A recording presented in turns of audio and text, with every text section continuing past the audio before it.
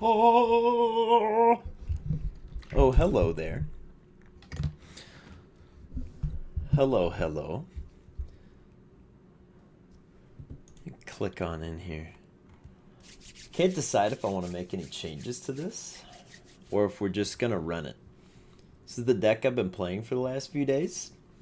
What's up, everybody? Hello, Magician. Hello, DB York. You're extra early today. Dude, that's awesome. I'm excited to see you. This week, we're powered again once more by some peach mango tea in a water bottle that has my name on it. How often does that happen? What's up, Ben J Man? Hello, hello. Dude, so I built a deck after last week. It's not this deck. This is not the deck I built after last week. So last week we were playing a lot of garbage, right? We were playing this pile of cards, and we were losing a lot. I think we lost every game. Maybe not every game, but it felt like it. So then I built this deck, which was the top meta deck, kind of, but I don't have all the cards that go in there. So,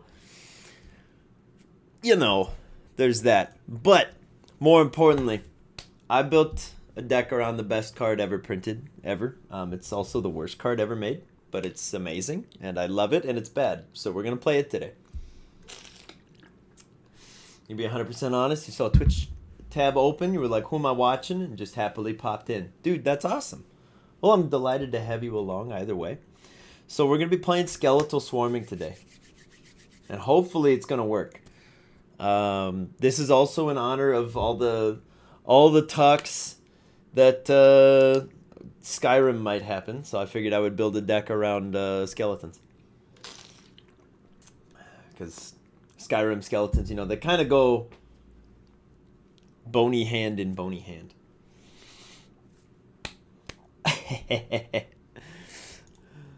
I know, I figured what I would do today. I'm experimenting with that title card that just says we'll be starting soon.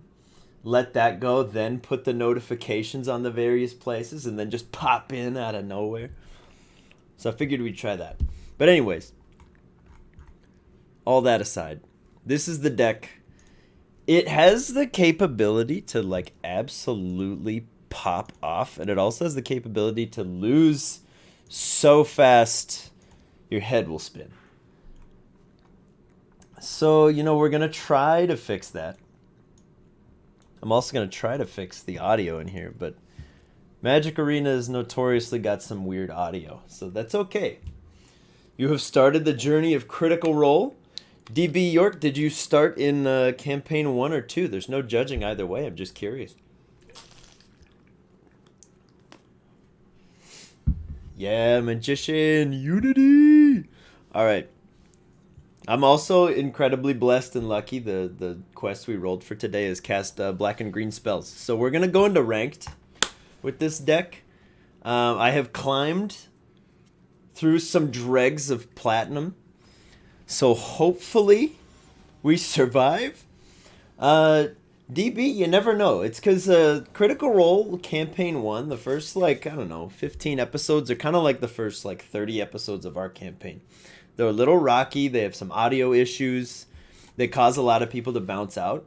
But they also start, like, a year and a half into their campaign. So it's a little tricky. But, like, Campaign 2 starts early and then goes from there. But I will agree with you. I think everybody should start in Campaign 1. Because that's where it belongs. Also, hello, new boy. Hello, hello. Uh-oh. Alright, so we're gonna be playing what some would call jank, some would call it bad, some would call it top meta. I am all of those people. Oh no. Okay. What is this? We're just gonna do that, I guess. Woo! We're just gonna make a treasure. That's fine. This is fine. Everything's fine. We're all fine here. Okay, let's see if he's gonna kill us. Listen to the first 30 episodes with absolute love and adornment the entire time, but would you do it again is another question. Dude, once the quality got up, I can't go back. I can't listen to the old ones without being like, ha. But dude, I'm glad that you are enjoying Critical Role Season 1. They are very good.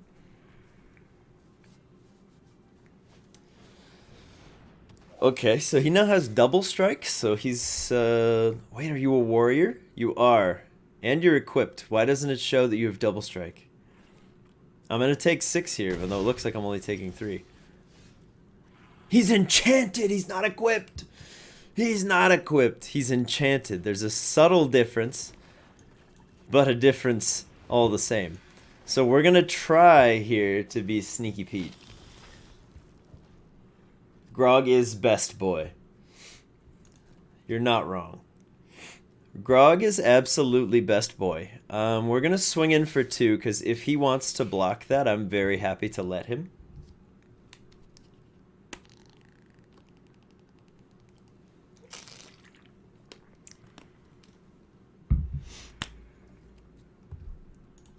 Oh, yeah. Tiberius, baby. Tiberius.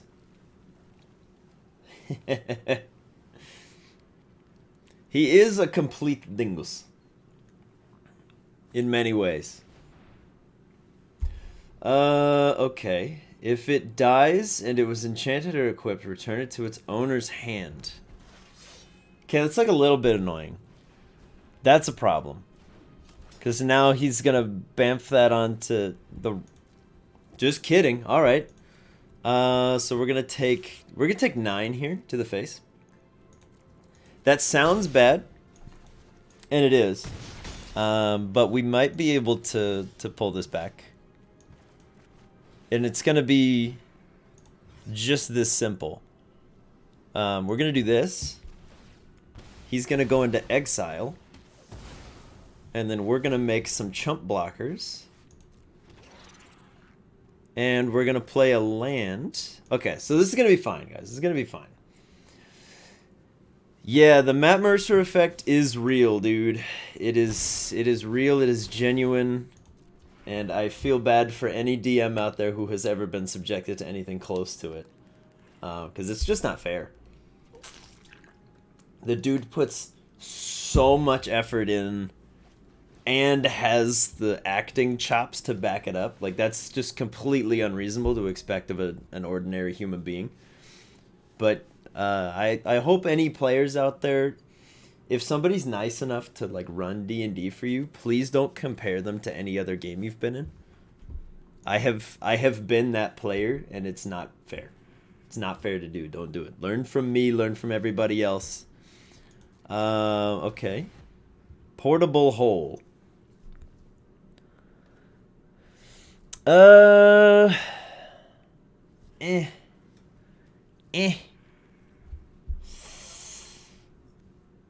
It feels bad. Okay. We're going to let him go. Because I would rather be able to do some cheeky blocking right here. We're going to go like this. And then we're going to plumb the forbidden. And we're going to sacrifice 1. And we're going to auto pay. And we're going to sacrifice this guy. So we're not going to take the damage. We're going to gain life. He's going to lose a life. Then we're going to draw 2 cards and lose 2 life.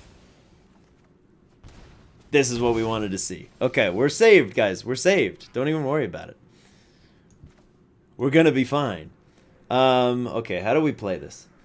If we Binding the Old Gods this thing, we get this guy back. They have Maul of the Skyclaves. We're going to want...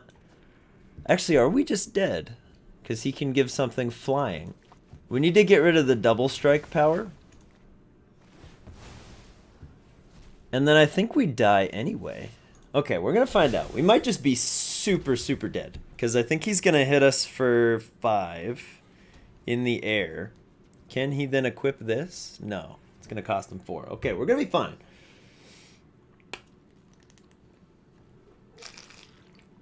Oh, DB is as honored as I am to hear you say that.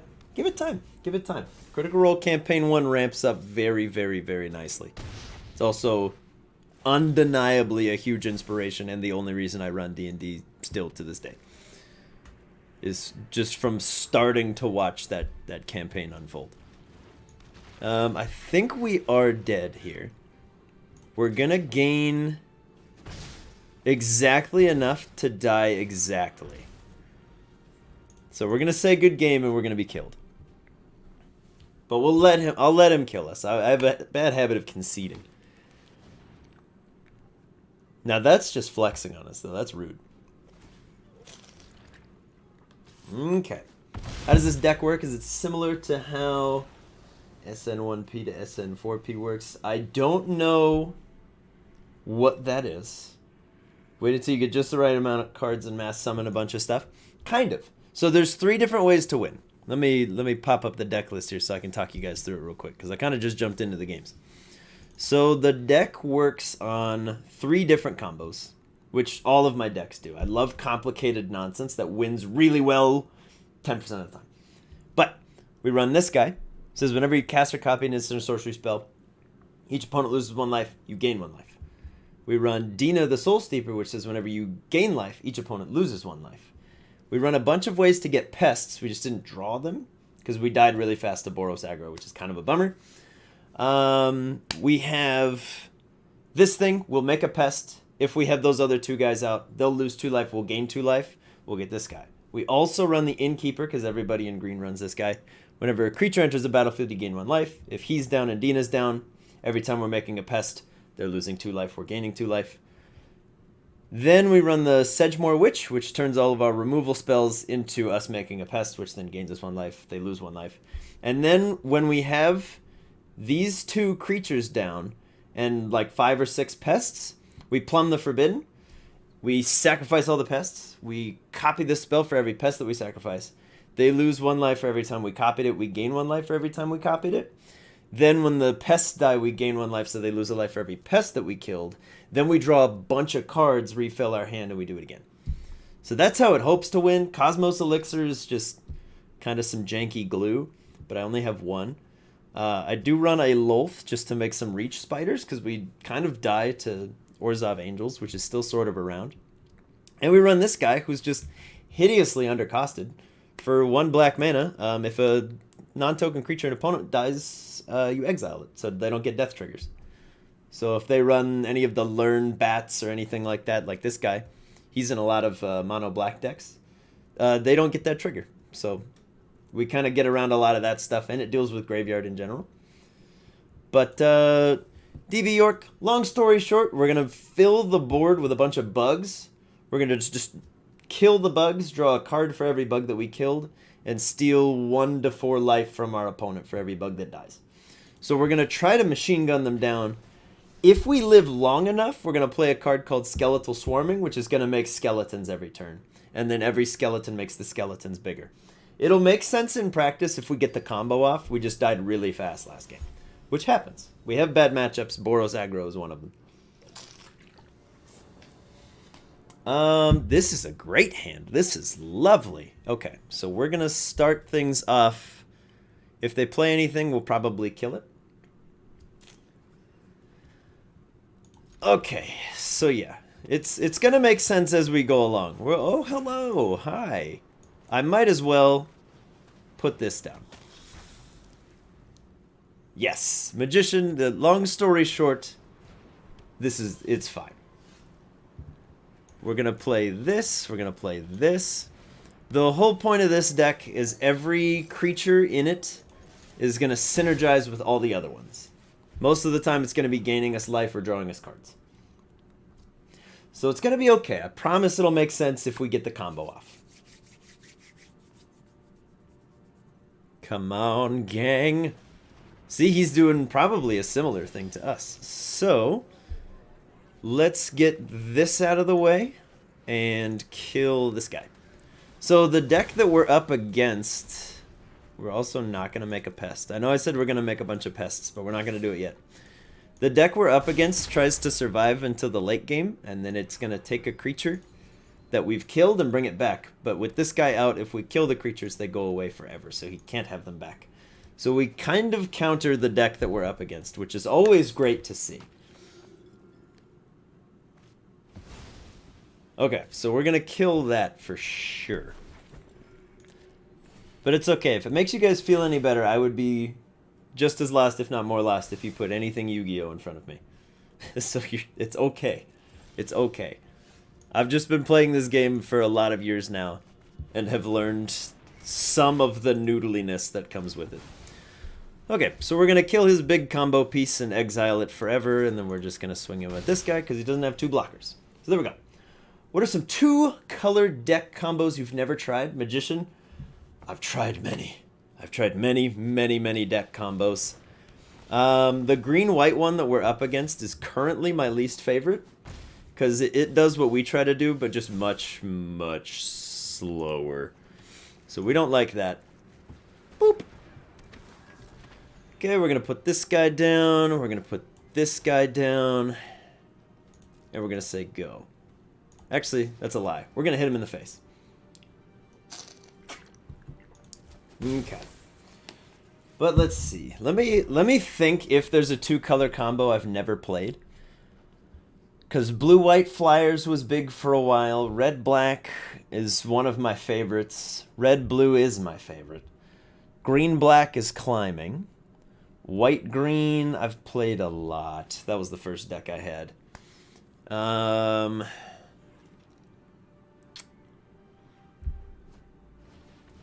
I think I've played all the 2-color combos. I've played every 2-color combo.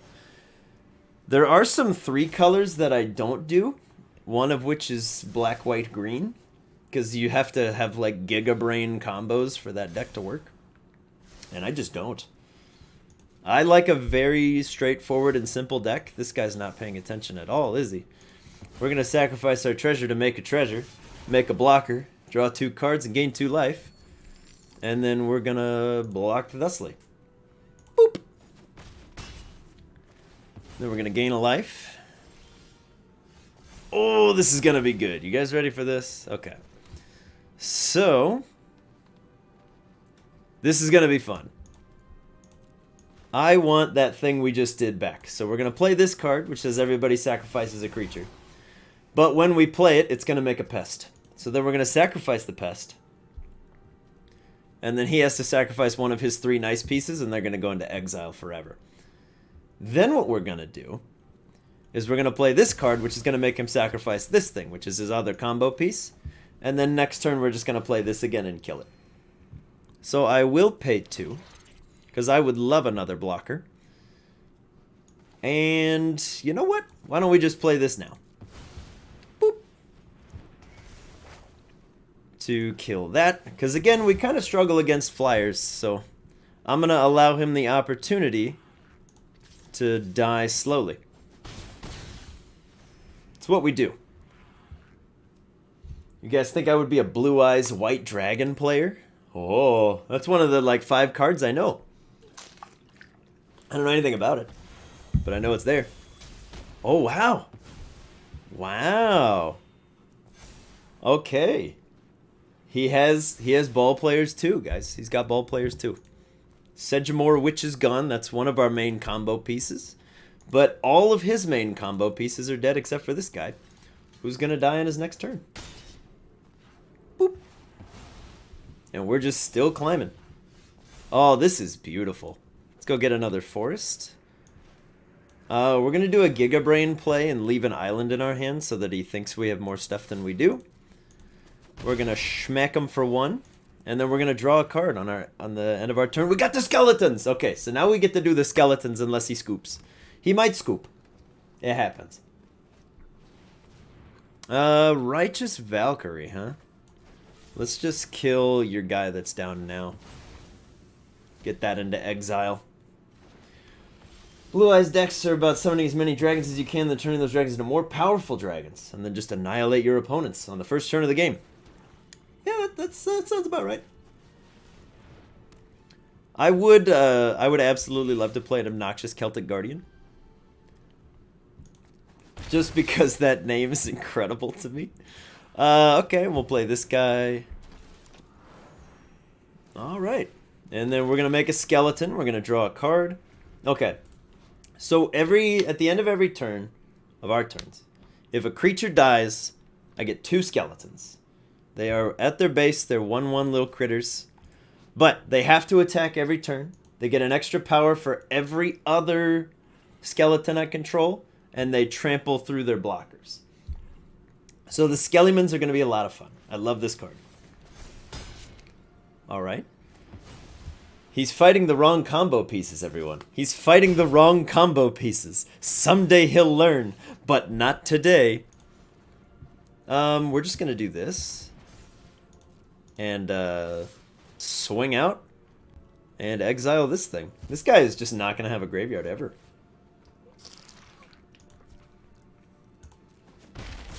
Drew seems like the type of person to have one man-eater bug. The worst kind of person. Jinkies. Well, I don't know what a man-eater bug is, so I'll take your word for that. Ooh, this will be fun. Okay. Now we can make a pest. We can do what we're supposed to be doing. Making pests. Okay. He's got a 4/6 flyer, which admittedly is a problem. But he's not killing our best creature, which is getting rid of all of his stuff. He's not doing anything. And we're going to blow that up on his next turn, so he's going to be a sad boy. Boop. Okay, he's going to bonk us. Alright. So we're not going to get the, like, genuine combo off this game, but we are going to have some fun with him. So we're going to blow up his cleric class, so he's not actually doing anything anymore. We're going to buff up our beholder. And the lads are coming in. Boop. And we'll exile that. We don't need you getting that back anytime soon. Boop, boop, boop, boop. Okay, so the deck is working much better than the ones that we were playing last week. We're going to keep our lands in our hands so our opponent thinks we have stuff. This is good. This is a very good card. Okay, so it's working. Imagine, it's a pretty nasty card that has a card flip effect of destroying a monster. It's pretty nasty. Do this really cool 20-card combo to summon the ultimate Dragon God Ra that is going to destroy you, and I laugh in victory. Then you flip a Man-Eater bug, destroy that monster, make me cry. I mean, I do love a good control deck from time to time. He finally learned! He finally learned. He killed the right creature this time, guys. It's too late to help him, but he learned.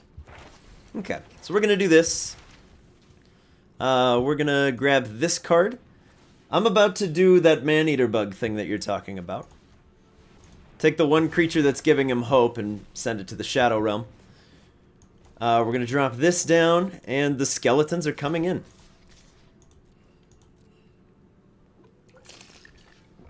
But here's the best part about the skeletons, is he's going to block this one, right? So he doesn't take 3 damage. But now I get to make 2 skeletons, because he blocked 1. So every turn, if you only block 1 skeleton, I get 2 to replace it. So it's kind of like a Hydra, but they get stronger with each one that you make. So he's gonna try to gain life off that. So this guy's gonna die anyway, so I'm gonna turn him into cards, into treasure. It is what it is, man. So around this time, this guy should be scooping. Yeah, there we go. Okay. So we got the combo off that time, kind of. I didn't get to machine gun somebody down, but that card right there that makes the skeletons, that's what the deck is built around. It just happens to win other ways way more often, because Skeletal Swarming is actually a bad card. I just like it because it was in the D&D set, and it's very thematic, and I like skeletons, so whatever. So whatever, it's fine. I like skeletons. But this deck is getting me, it's getting me a little ways out of here. We're 7 pips up from the dregs of Platinum, which is where we stopped last week. So, here's hoping. I just have to win, you know, like 17 straight games to advance. Boop. Oh, baby. So we're going to have a really good first 2 turns, and then we're going to kind of run out of gas. Oh, I will say hello. I'm not a monster. We'll say hi. Also, if he doesn't kill this Innkeeper, we have the combo, guys. So get ready. Oh, Magician, it's been a hot minute since you've played D&D. Oh, no, buddy. That's no good. Alright, we're going to drop this. We are very light on lands, but we're just going to... He's going to try to do the same thing we are, and I know that that's a good combo piece, so away it goes. That thing's out of here. Boop. Alright, so now every time we play a creature, we're going to gain a life, and they're going to lose a life.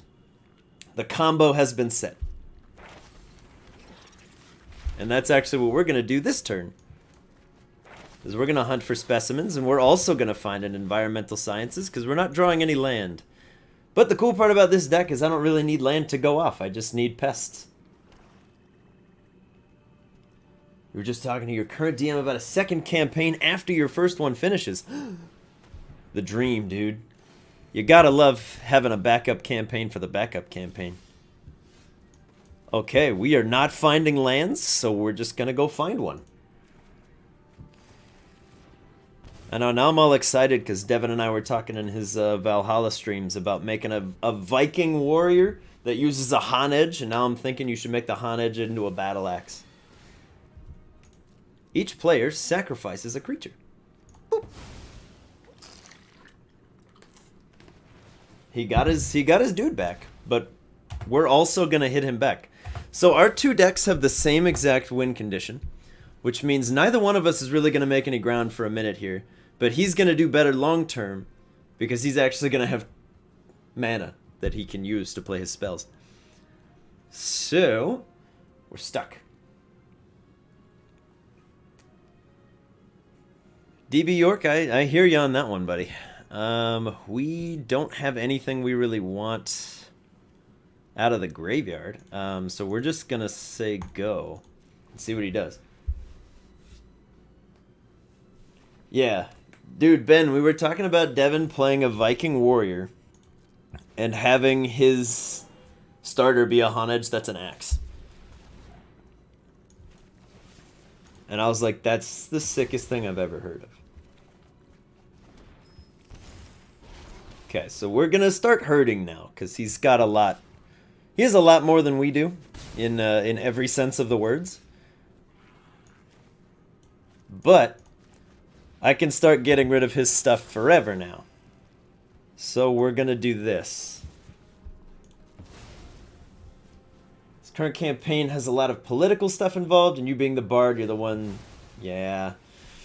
Dude, that's the upside and the downside of being the bard is you have to be in every social situation. Which usually if you're playing the bard, you're kind of signing up for that anyway, but I hear you. Sometimes it's nice to just smack monster with weapon.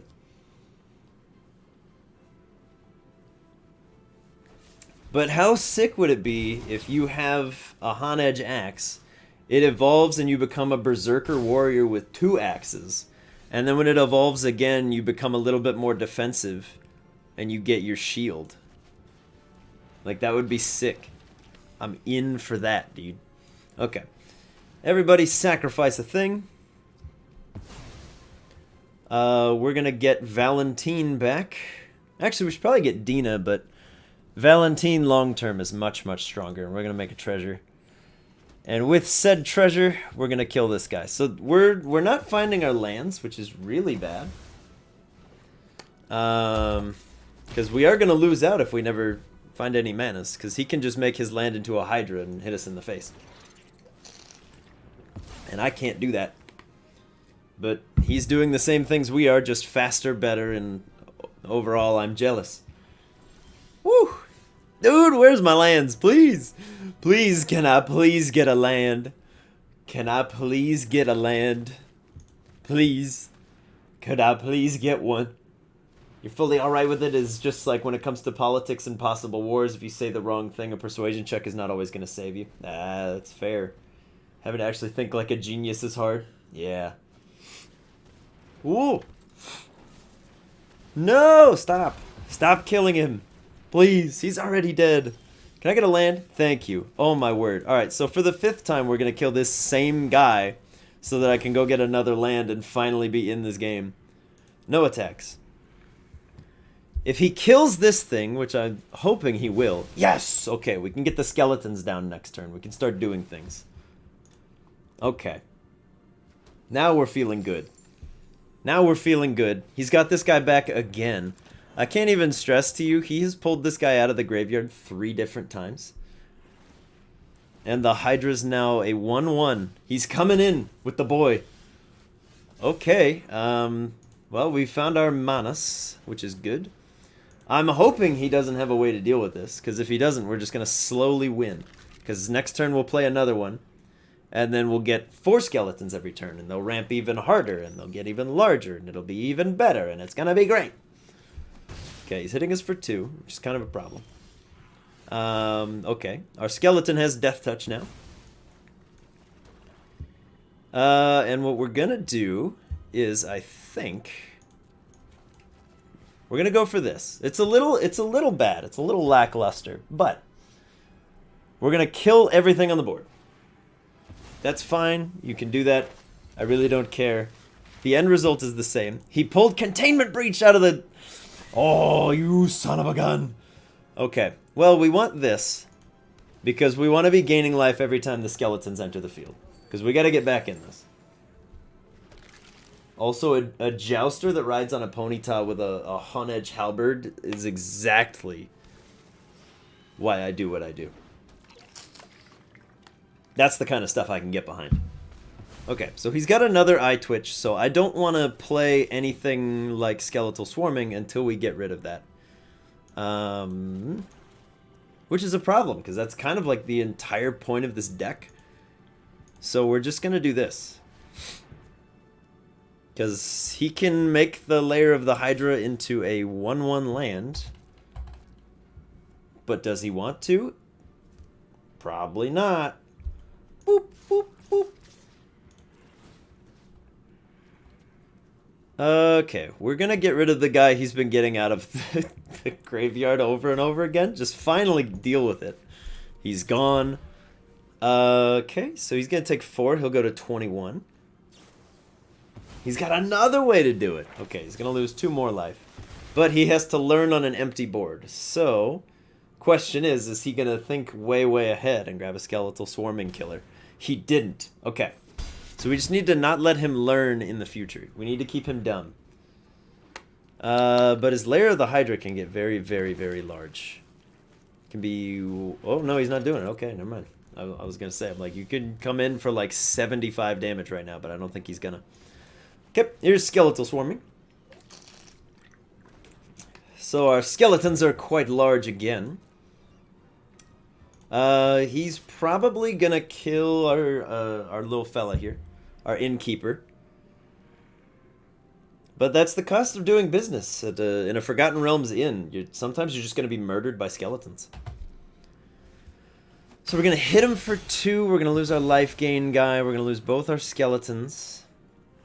And he's going to gain 1 life. It's kind of a bummer, but here we are. Blade dancers that dance around with dew blades. Scottish sword tossing with an Aegislash. Heck yeah, dude. That's exactly the kind of stuff that I'm here for. Now I'm like, we need to do Ragnarok again. I need another Ragnarok where everybody can play ridiculous, over-the-top Baus characters. We got 2 Binding of the Old Gods. Yeah! Boop! So this is going to cost us a little bit of life.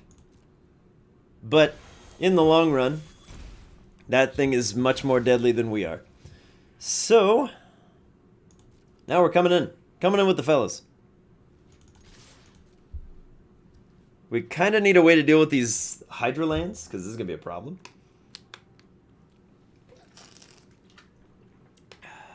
Boop. Boop-a-doop-a-doop-boop. Bink, bink. There we go. Yeah, I mean, you should be killing the skeletons. I can't deny it.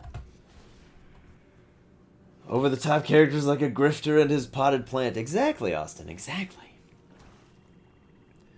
But, I mean, now I'm just like, I'm overcome with this need to see Devin play a Viking warrior dual-wielding Dewblade axes and just hacking people up. Like, that would be awesome. If you're literally like a Berserker Rage barbarian and you just run in with your sentient cursed axes, like, I'm for it. That's the kind of stuff I need. That's great. That's inspirational, dude. Okay, so we're gonna take 6 here, maybe 7. Yeah, we're taking 7 to the face. Never feels good. But I don't have a way to deal with that land, so we're kind of stuck here for the moment. We've drawn another land. Now I can't draw anything but lands. At first, I needed to draw any land at all, but now I just want less. So we are going to have to chump with our land, which is not what you want to be doing. So he'll go to 11. If he makes 2 Hydras, we're dead. If he's a silly bear and he makes 1 big one, then he doesn't win. He wins next turn. Okay. Again, that doesn't really bother me. We're losing 1 skeleton. What's he getting back, though? That's the real question. A shambling ghast, huh? How very strange. Okay. So his shambling ghast is back. He's just making it harder for himself to win with Lair of the Hydra, though. Because he had lethal this turn. He just chose not to do it, which I'm grateful for, but... Alright. X equals 5. Incoming Lair of the Hydra. Alright, well, we're not dead, but it's not looking good. So we do lose our Beholder land to his Hydra land, but what are you going to do, you know? What can you do? Okay, so we're going to do this. We are going to search for Pest Summoning, get some blockers, gain a little bit of life, and swing in with a bunch of 2/1s with Death Touch. So now he kills the other skeleton. A sensible maneuver. I can't fault him for it. But we get 2 more. And I can block his Lair of the Hydras for a turn. Or 3 if he only uses 1. The best thing for him is to make 2, but he won't do it. Would an Aegislash function like the magical item Animated Shield in defense form? Dude, I like to think so. There you go. He made a 3/3.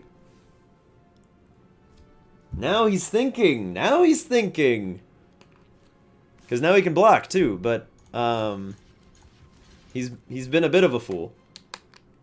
But so have I. I've been very greedy there, but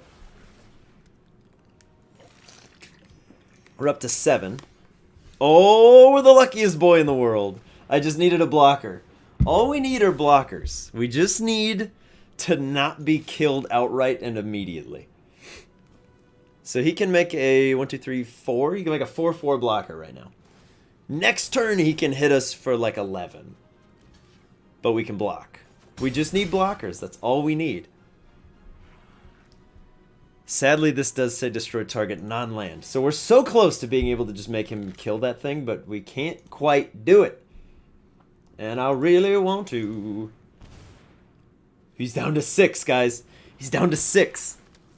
He's down to 6. Alright, gang. So our opponent has been a dummy dum-dum. And not done anything. Because now he's dead. We did it. We did it! We survived long enough to did it. Woo! Alright. Character was a bard at the College of Swords that used to play with his dad to be a hero. His dad used to work in a mine. One day, nobody from the mine came back. Turns out his dad encountered a super demonic Hanage that wrapped his cloth around his wrist and possessed him, turning him into a Hexblade. Killing everything he sees. Why, that's terrifying. We did it. We did it, everyone. We did it. We got there. We just got there in the end. Barely. We got there. That's the power of the skeletons. Platinum tier 3. 2 pips, baby. Coming for you, Diamond. Never even been close. That's not true. I was in Plat 1 one time for 1 match, and then I lost, and I went all the way back down to Plat 4. Just went on a losing streak. Looking down to the left, sparked a question in your mind. Before you were boarding party DM, Drew, were you Awkward Tugboat DM? No, Awkward Tugboat is my old, gamer tag, basically. And he sticks it.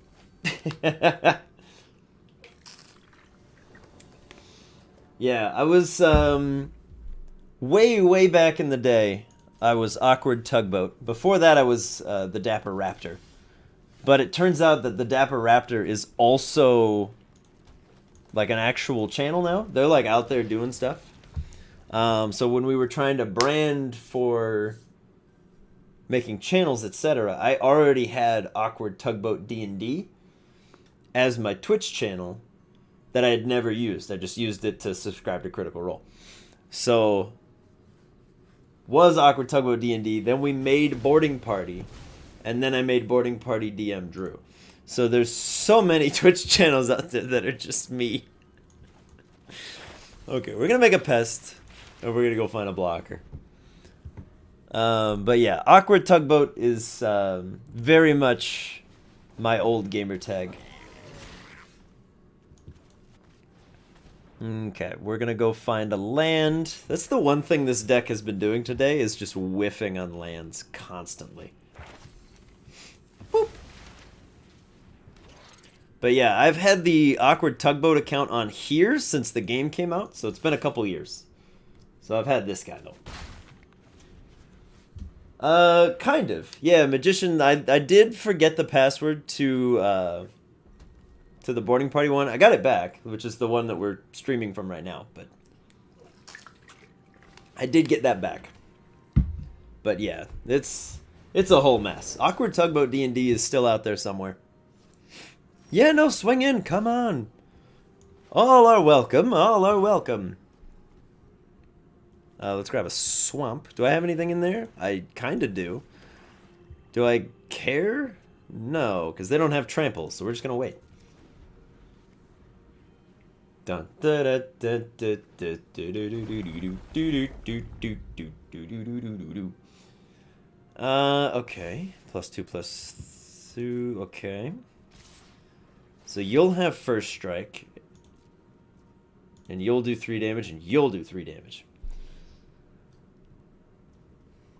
You are correct, Magician. We are currently at Awkward Tugboat D&D. The Boarding Party official one that's out there is still a thing. We do have the sign-ins for it. I just don't know if we'll ever use it. Oh, that was dumb of me. I should have blocked the guy who can obviously make himself much larger. Oh well. Po Buddy's Nerfic, dude. Boop. Okay. So we'll kill that guy. We finally found our land. Hopefully we find another land. You're 2, and you're 1. So I can only kill 1. Unless we kill all of them. That might be kind of good. But I think what we're going to do is this. We're just going to play Lolth the Spider Queen. And we're going to make 2 spiders with Menace. And he's probably going to go after Lolth, which is what I need him to do. I just need to stall for a minute. But we'll see. We'll see what he does. Who knows? Who knows what he's going to do? Who knows what he's going to does?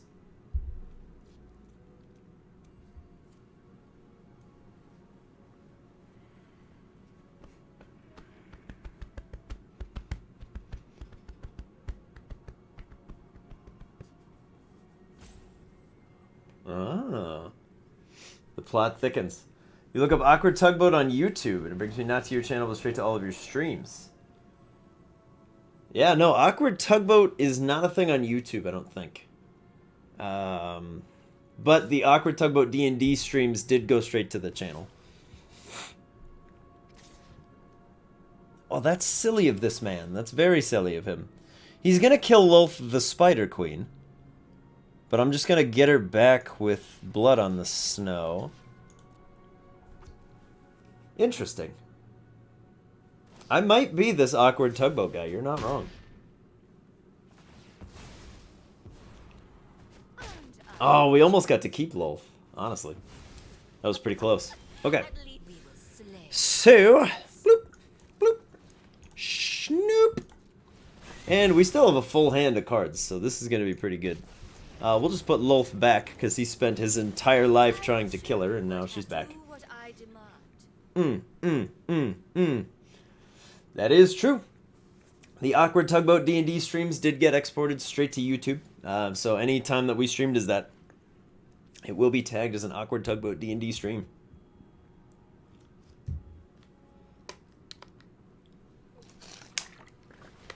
Meteor Swarm! Oh. Well, that was just rude. Alright, well, Hey, you guys like Lolth? Do you like jazz? I should have swung first. Don't ever do this. I should have swung first. I was so caught up in asking our opponent if they like jazz. Never exported it, I just figured it was a thing where it uploaded from YouTube since you were streaming on the YouTube side of things as well. Yeah, so the way back in the day when we did a test stream, which is just me sitting with a notepad open making the Harvestman, we streamed only to Twitch, and then we put that on YouTube. So we did export that stream, but now it just streams to both, and they both sit there. But yeah, I'm not surprised given how advanced algorithms have gotten that we might be able to have it just pull up if you search for Awkward Tugboat, that it pulls up the boarding party streams. Our opponent appears to be mildly salty that I'm going to be casting Lolth for a 4th time, but what can you do, dude?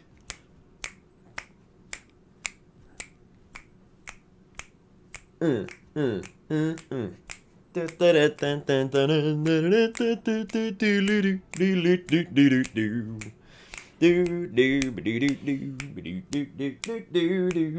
on, dude. Come on, bro. Bro, please. Please. Can you hit resolve, sir? Or are we timing out? I don't really know. I'm trying to sacrifice my spider. But we're just chilling. We're trapped. We're trapped in a loop.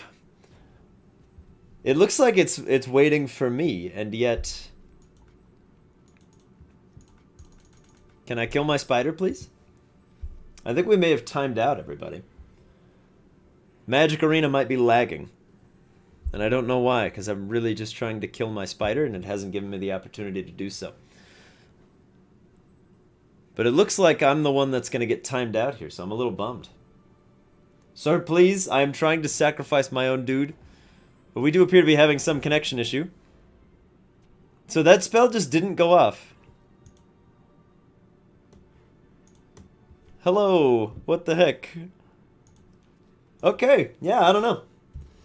So yeah, I played a spell, it fizzled out, and it ended my turn. So that's kind of a bummer. Hopefully we don't lose this. Let's just kill that guy before he gets his plant tokens. You can have blockers all you want. So yeah, I was prevented from getting Lolth back to the field, which is kind of like hot doo-doo garbage, but whatever. I guess it's fine.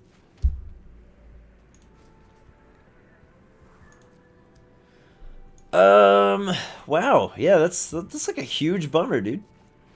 Well, let's just, I don't know, attack with us. We're literally not allowed to attack. Does the spider not exist? Dude, the spider's not allowed to attack. This is garbage. Okay. Yeah, he's literally not there. The spider is gone, but he's still there. This is trash. What is this spider? What is this nonsense? Okay. Somebody send help.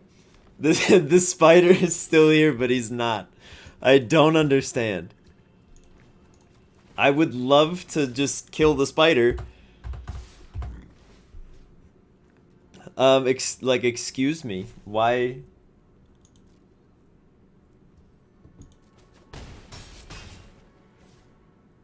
So clearly, like, the spider died when we did the spell, but it never happened, so did the spider really die? I think we're gonna win anyway, but... Spider! Dude, it's Schrodinger's spider. It exists until you try to do anything with it, then it's gone. Alright, so that was highly cursed, but we got him. We got there in the end. I'll take it, I guess. Hooray. Dude, but speaking of the theme of this deck from way back when I was talking about Skyrim, there is a Skyrim mod that added The Walking Dead. And I do have pretty extreme zombie fatigue and zombie burnout. But I thought the mod was kind of hilarious because it replaced every instance of a mud crab, a spider, or a mud crab, rabbits, and foxes with 1 to 18 Draugr that just follow you and try to murder you, which I think would be kind of hilarious. And then I was inspired to make skeletals for me because I was looking at the mod list.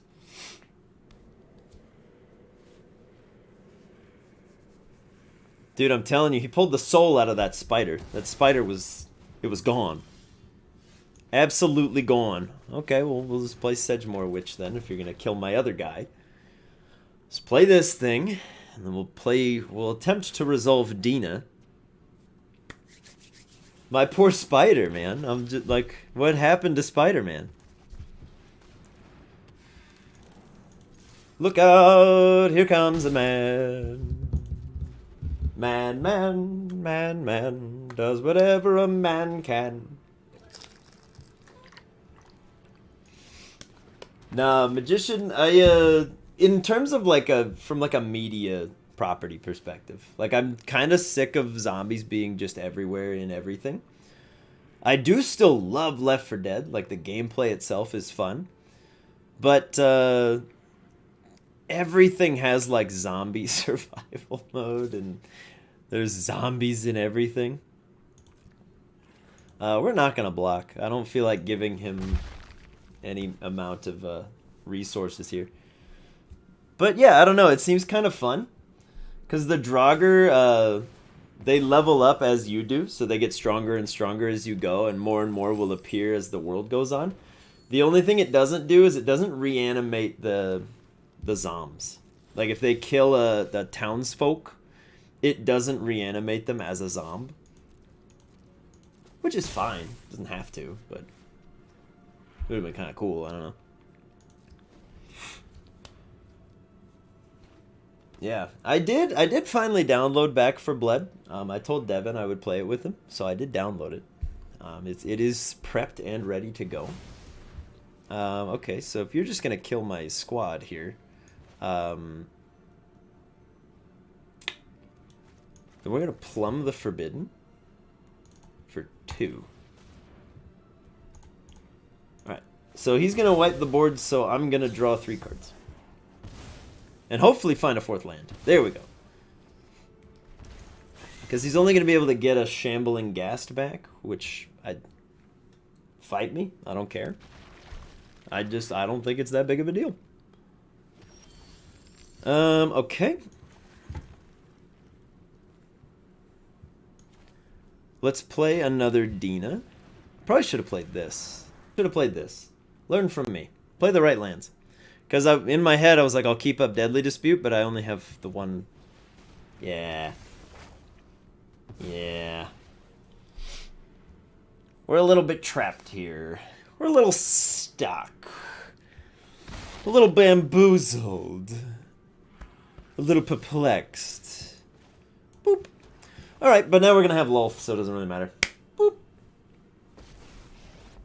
Let's go. Alright, Spooters. Let's go. Haha.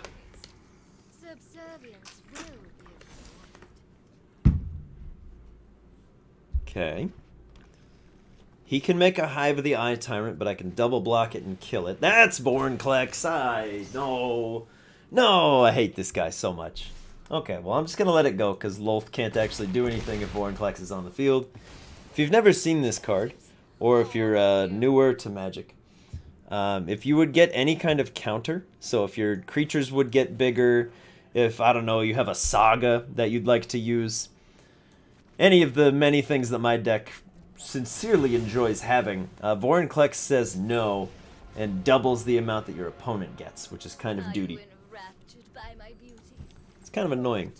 So we're just going to kill that thing. I don't know why this thing's okay. I have one in paper. It's in my elf deck. It's going to go in my Merfolk deck, and I will never apologize for that. This guy's playing the same deck as us! Does he have 2? No, but he has a Toski. Okay. So you guys ready for this one? We need to play this and this. Woo, baby. Okay, kill that. Let's draw a card, lose a life. Oh yes, Okay.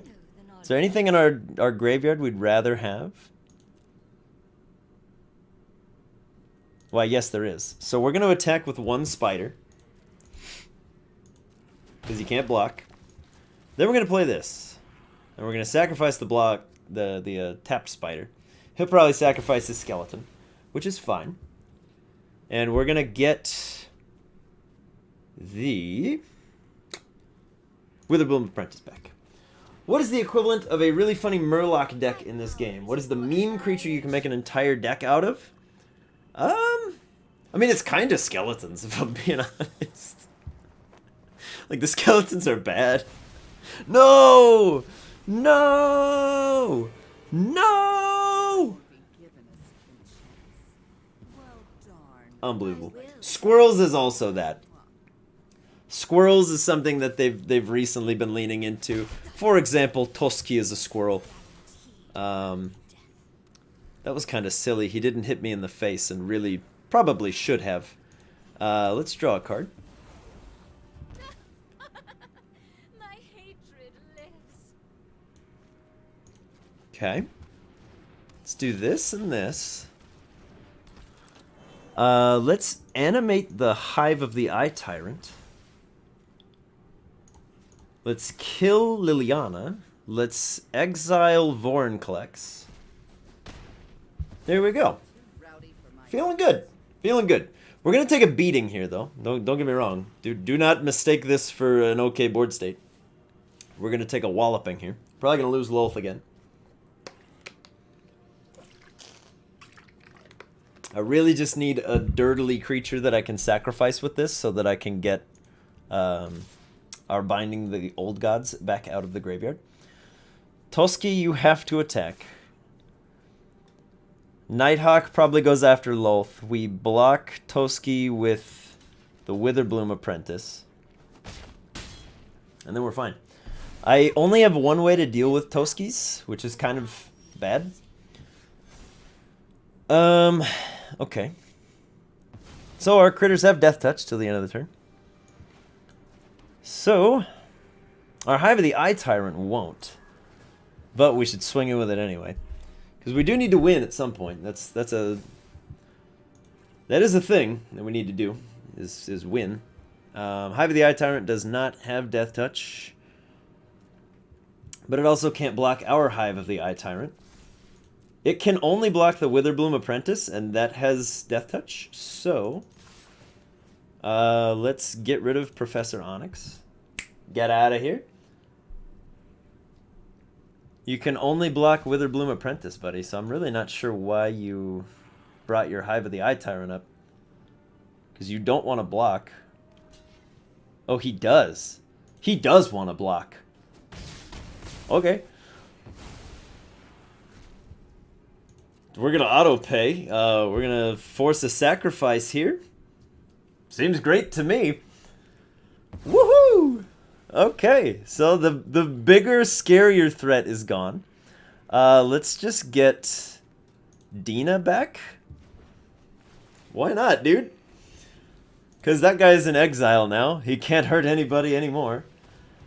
And so is his land. He's... I don't know, man. I think he may have just criminally misunderestimated what he was doing there. That was not a good trade for him, but he did it anyway. Here's Dina.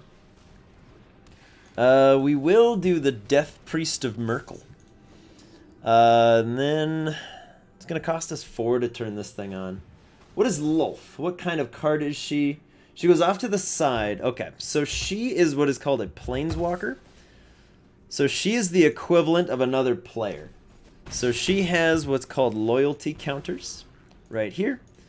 So these guys out in the middle, and this, if this spider would go away, it'd be easier to see. So these are creatures, right? They fill your board state. Planeswalkers go off to the side, and they do their own stuff. So once per turn, I can make Lolth do something. I can either lose a life and draw a card. I can make the 2 spiders. She has a thing called an ultimate, which says if your opponents lost less than 8 life this turn when you attacked them, they lose life equal to the difference.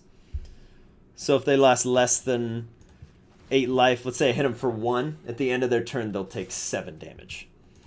But they go off to the side. They get attacked independently of everything else.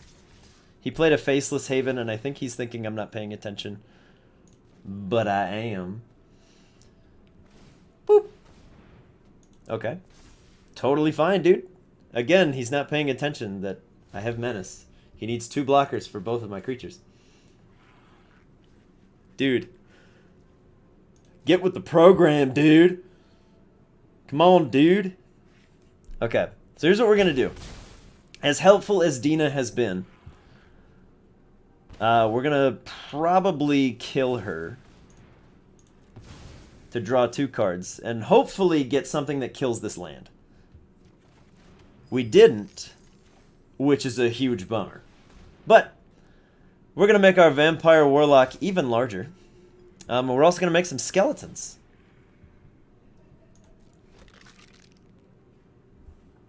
The deck likes skeletons, guys. It really likes skeletons. Okay, there we go. So unless he can clear the board, I think we're doing okay. He might be able to clear the board. But the only thing that really does that is Blood on the Snow. He might have it. Who knows? Nope, he's bringing out his Faceless Haven. And I'm going to kill it because why wouldn't I? I'm going to just really make sure that thing dies. The whole point of the deck is skeletons. Everything else in the deck is to survive long enough to get to skeletons or to counter one specific deck in the meta. Okay, we are down to 6. So but 3, 4, 5, 6, 7, 8, 9, 10. Okay, he can block 3 of it. Alright, gang. Well, here's what we do. We play this. We make this. We attack with everything. We exile Shambling Ghasts. We come in for the win. So 1, 2, 3, 4, 5, 6, 7, 8, 9, 10. He's going to take 10. He's going to lose his Shambling Ghast. We'll probably lose our Innkeeper, which actually means we're not in as good of a position as it looked like. I will pay the 2 to make a blocker. Oh, but they didn't die. They didn't die. So that, okay. I'm a dum-dum, and I forgot, again, the whole point of this deck is to make sure that nothing they have ever dies. It goes into exile, so they don't get any death triggers, which means I'm a much happier player than our opponent is. Because our opponent is now very sad. Because he didn't get to do the one thing he wanted to do, but I also didn't get to do it either, because the creature didn't die, it went into exile, so I didn't get any skeletons. But he only has 2 life left. So, he does have lifelink, though. Kind of a problem. Alright, well, here we go. Just swing out. Math is for blockers, guys. Always remember this. It's the worst advice I can give you for this game. Math is for blockers.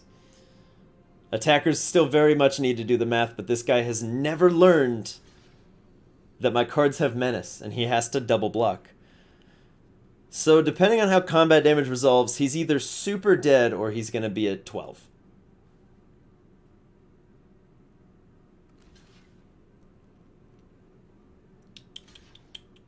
He's been a fool. He's been a silly bear. He's going to take 6, 9, 10. Dude. You just got the notification on your phone and we're an hour in. Dude, I'm telling you, it's a little rocky sometimes. Dude, just... You have to double block the 2 on the left or single block anything in the middle. You can't do everything. Alright, so we're going to find out how the assigning damage works here. He's either at 4 or he's dead. He's at 4. Who knew? So we're in trouble now. Because I kind of thought he would die from that, but that's okay. Math is for blockers, and he did the math. Because now he's going to gain 12, we're going to lose 12. He's going to draw 2 cards. Alright, gang, we're going to need a little bit of a miracle. Just a little one. A little Christmas miracle. If he can kill the Witherbloom Apprentice, he probably should. Doesn't look like he can, though. Alright. Here goes. Caw-caw. He's coming in with the vampires. He's back up to 16. He's going to draw 2 cards. There's a very real chance that he's found what he needs, and there's only 1 card in the deck that's going to save us. Not anymore. Okay, we're in trouble. We're in a lot of trouble. I'm not going to lie to you guys. Now that's a silly move. Because that Toski's going to go away, and I'm going to make a blocker. That's just great. Which is going to gain me some more life. Okay, cool. Yeah, he played that for a blocker. Okay. Yeah, so DB, I'm also a little bit broken in how I think this game should work. These guys gain life equal to the damage that they deal, so they blocked 2 things. So they prevented 4 damage and then gained 12 life. So even though they went into the negatives, it all happens at the same time. So the math, that's why I say math is for blockers. So we're going to kill this. We're going to gain a life. He's going to lose a life. And he's mad about that. There we go. Okay, just go ahead and kill that. We're going to make another blocker. I need to get to 7 life or we lose this turn. So yeah. The easiest way to do that is to swing in with Valentine. But he'll just double block.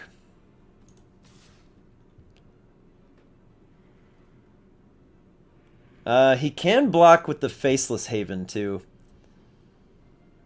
Okay, yeah, we have to hope that he blocks here like a dum-dum. And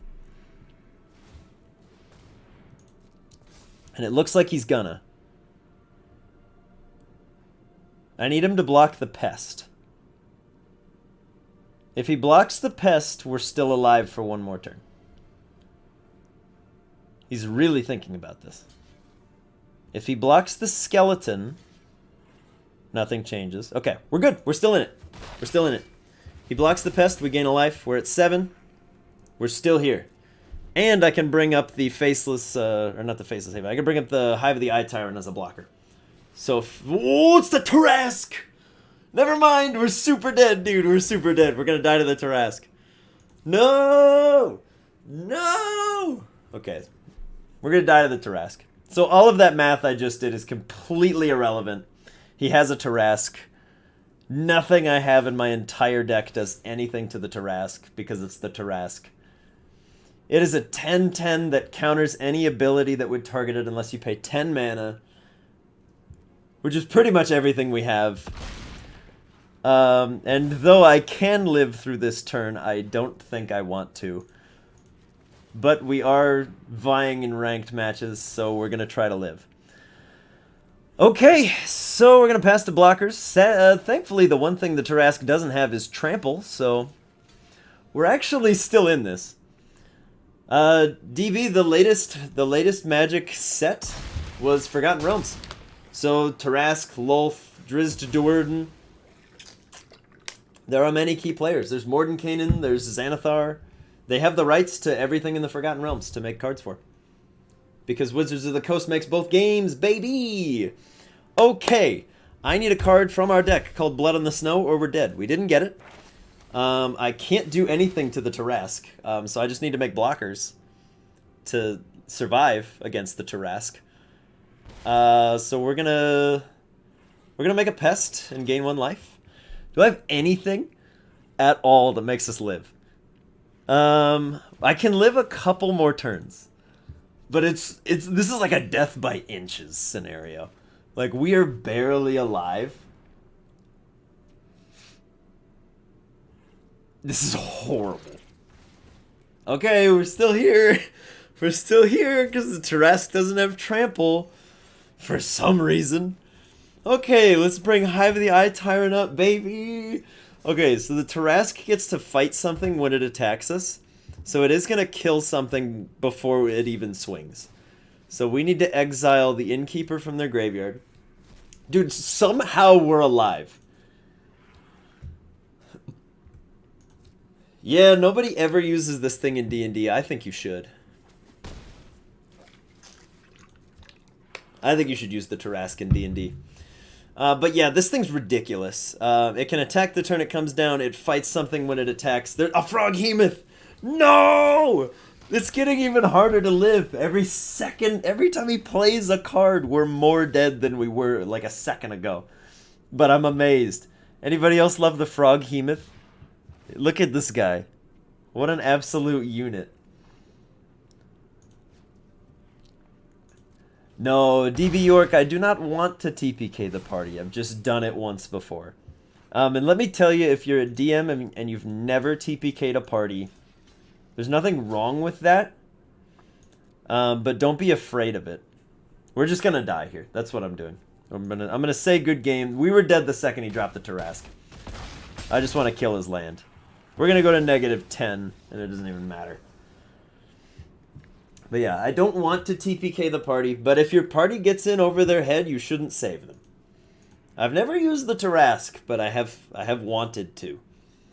If there's ever a game where the players play long enough to hit like level 20 or something, I will absolutely use the Tarrasque. Because just look at it, it's amazing. It's beautiful. Although all my players have looked up ways to kill the Tarrasque. One of which I don't accept but would allow. This is awful. We have one land and a bunch of very expensive spells. We're gonna mulligan this as soon as it lets us. Bloop. This is better. Send away one of the Binding of the Old Gods. We just need to draw enough lands to get to Skeletal Swarming, and we're gonna be a happy camper. That's not good. It's a Ranger. We're up against a Ranger class, guys. If you thought Ranger was bad in D&D, just wait till you see him in here. This wolf's gonna get huge. Ah! I can see people actually beating the Tarrasque to gather an actual realm-wide army. Yeah, there's a couple videos out there of like ways to beat the Tarrasque if your DM throws it at you. And a lot of them are kind of hilarious, but they require an intimate knowledge of the Tarrasque, which most players, and especially their characters, would not have. But I'm not a monster. If my players came to me and said they wanted to try it, I would let them try. Yeah, it feels bad to soul shatter a wolf token, but away it goes. Okay, we'll play the only thing we can play. A 3/2 with Ward 3 life.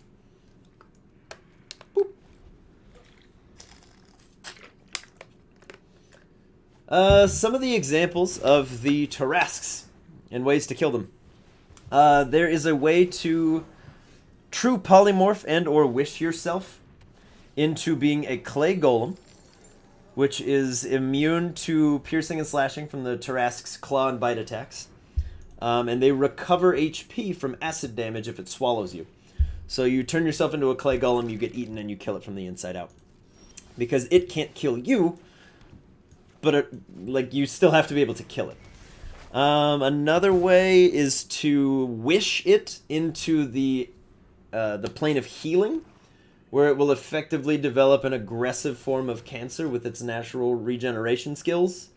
And it will regain so many hit points so quickly that it explodes and regenerates for all eternity. That's the one I don't accept, because I don't think that that's how that would work. But apparently, it supposedly is how it would work. But I don't buy it. Again, I would probably let it happen if it was my game, but I'd be like, come on, guys, really? That's the way you want to go for it? That's how you want to do it? Okay. We're going to blow up this thing, because that's just glue. This card will keep you alive for so much longer than you deserve, which is exactly why I have to kill it. I do need to get rid of the Ranger class, but I have other cards that can do that. I don't have a lot of ways of getting rid of artifacts.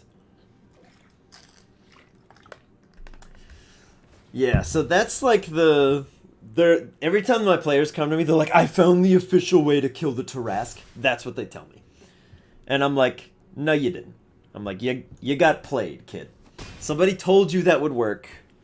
No. So there's that. No, it's fine. It's creative, but I'm like, no. I don't buy it. Would I allow it? Yes. Do I think it's not as fun as like actually fighting the Tarrasque? Yes. Would you survive the encounter? Probably. But come on, do it better. If I ever use the Tarrasque, it's not gonna have HP regeneration. It's gonna have like 600 or 700 hit points, maybe more, but it's gonna be very, very, very slow.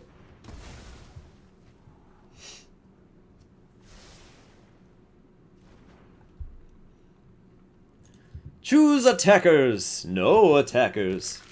You poisoned my innkeeper. How dare you? Hey, new boy. Much love, buddy. No, he's got another one. No, he has another one. I'm the only stick with eyeballs. Okay. They have death touch till end of turn, everyone. Let's do something like this.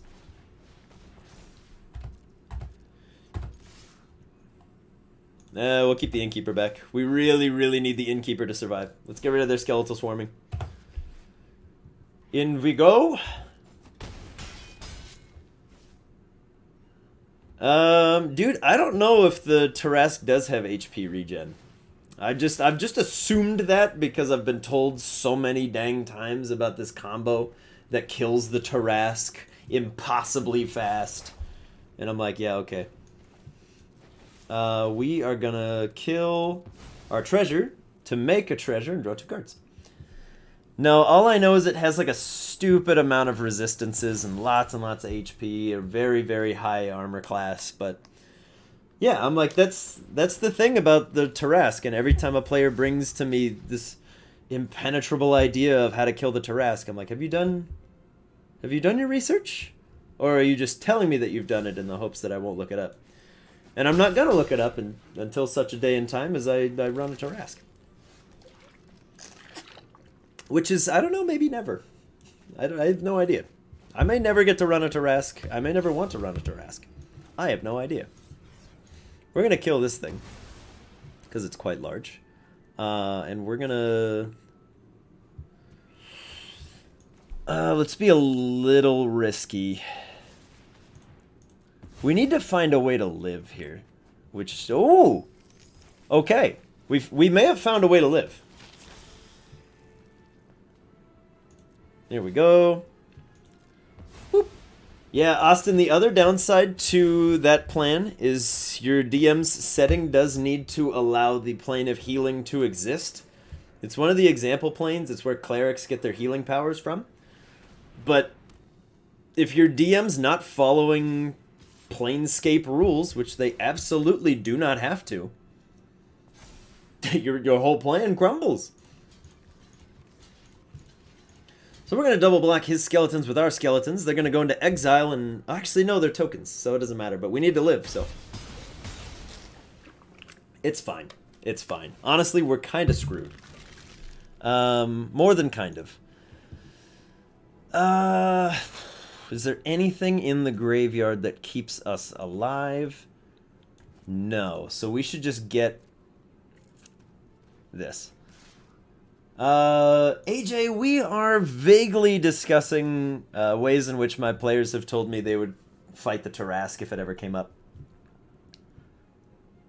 That's kind of what we're going on about.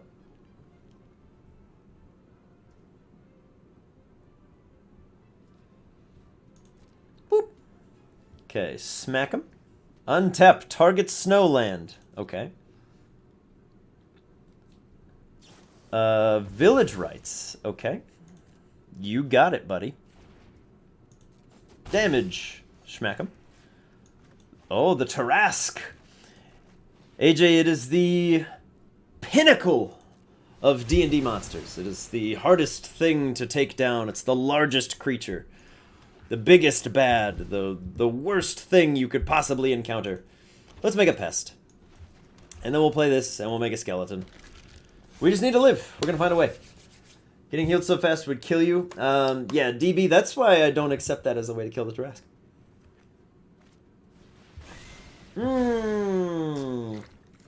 Okay, that's a problem. Yeah, DB, there is a reason I don't allow that as a solution to the Tarask fight. Because I can't accept it. I think it's a bad excuse. It requires an awful lot of assumptions to be true. And then we're dead here, so yeah, we can do that, and then we die. We say good game on our way out. He's got 2 skeletal swarmings on the field. There's no way past that. If I get healed by 30 clerics at the same time, am I just going to explode? No, I think there was a rule in older editions or something that inspired them. I don't even know if it's from D&D that they got inspired by this idea. I'll have to ask them next time they bring it to me. Because it's pretty much every time. It's the guys I play Magic with. They bring up D&D questions all the time. And it's always to do with the Tarask. They're fascinated by it. I'm like, you're way more likely to be killed by like a Hobgoblin or like a Beholder. Everything in between is pretty manageable except for Mind Flayers, but I don't really use those anymore. I've had my fun. Once a Mind Flayer TPKs your party, it's kind of rough. When they kill the wizard and just resorb all their memories, it's kind of hard to get your players excited about seeing a Mind Flayer. They tend to get a little sour.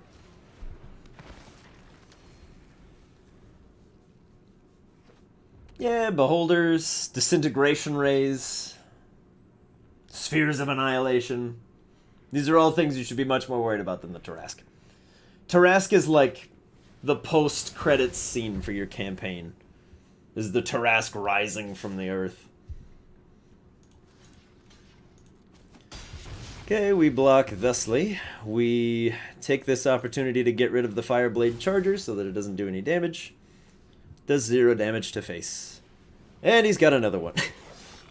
Of course he does. Alright, well now we play the Sidgemore Witch.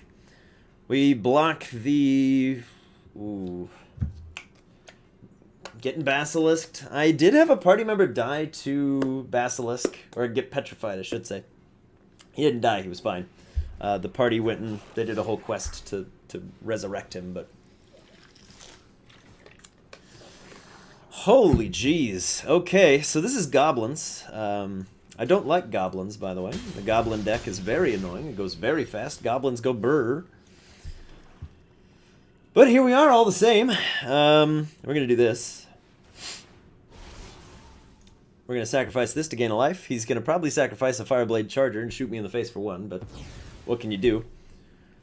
And we're going to bring this guy back to our hand. You want to do 1 damage to the Sedgemore Witch? I didn't think so. There we go. Okay, we gain our life back and we do this. And we don't block so that we can block. Another monster you've never seen is a Kraken? Do not put sadly in front of that, my friend. You do not want to fight a Kraken. The stat block alone will give you nightmares. 8 grapple attacks per turn. The Tarask is now canon in the Pokemon D&D campaign? Nah, buddy. Not even as a joke would I say it. But if I were to do it, it would be a Torterra.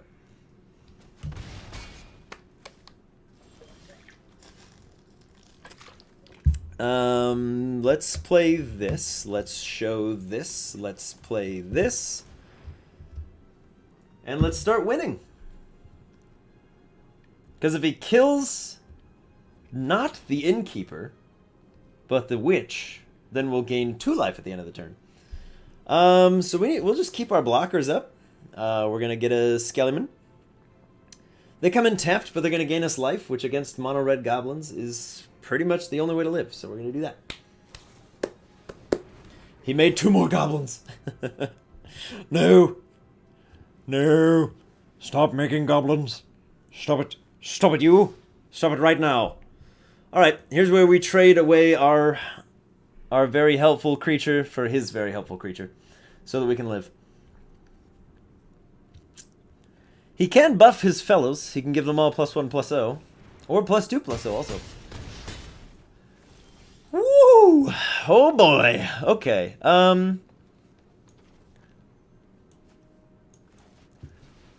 Buff up the Skellimans. Attack in with the skeleton. Sacrifice the skeleton. Woo! Let's play a Shambling Ghast down, honestly. He didn't do it to face. He didn't do it to face. Okay. We might live. If he draws garbage, we might live. If a Grimer affects a Galarian coughing with poison, does it just become a regular coughing? I don't know, dude. I feel like it wouldn't. Because isn't the whole shtick with it? Oh, we're dead here. We just say good game to the Goblin Boy. Isn't the whole shtick with the Galar fella that it can fix any poison or whatever? I don't know. Nah. AJ, if only, buddy. If only. But no. I can't spoil something that I don't even know myself.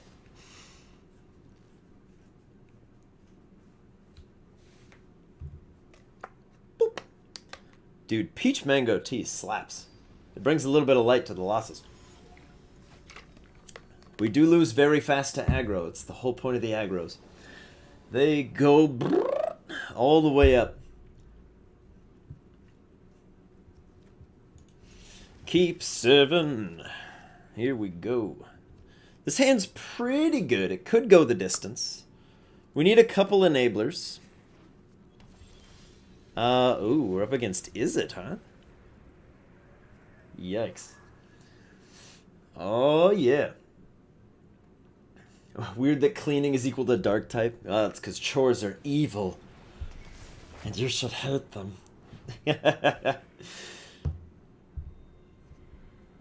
a level 4 rogue breaking into a level 15 wizard's tower. Ooh. Dude, that'd be fun. That'd be a lot of fun. Alright, let's get a little aggressive.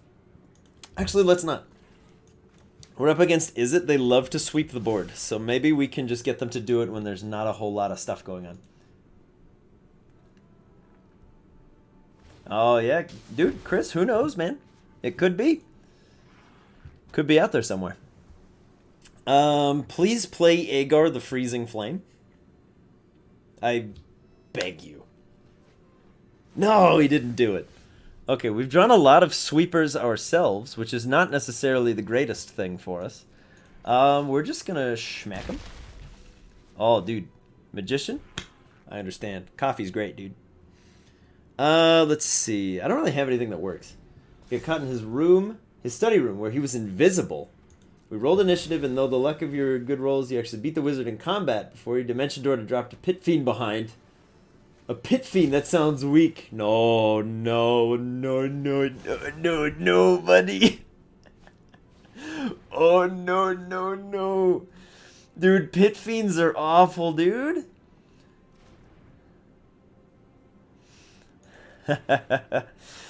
Oh, dude, if Wyman ever comes in with the Torterra, it's over. It's over for you, doubters, if Wyman shows up.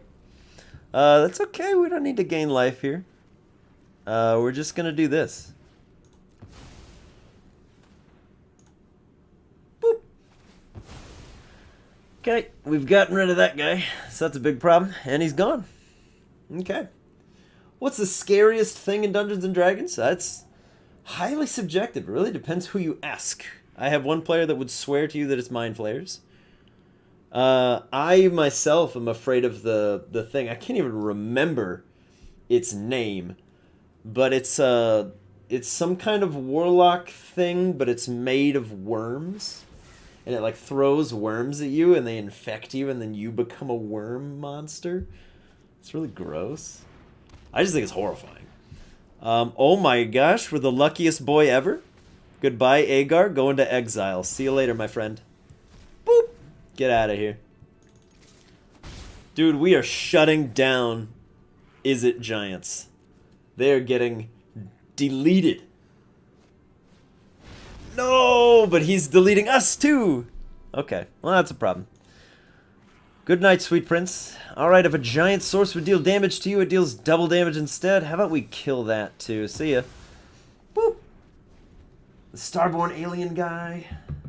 I don't know. He's in Volos. I have Volos here. I can pull him up. I can see what he is. Ah, it's another one. Stop having this thing. Stop it, you. All right. Let me grab Volos. Let me see if I can find it.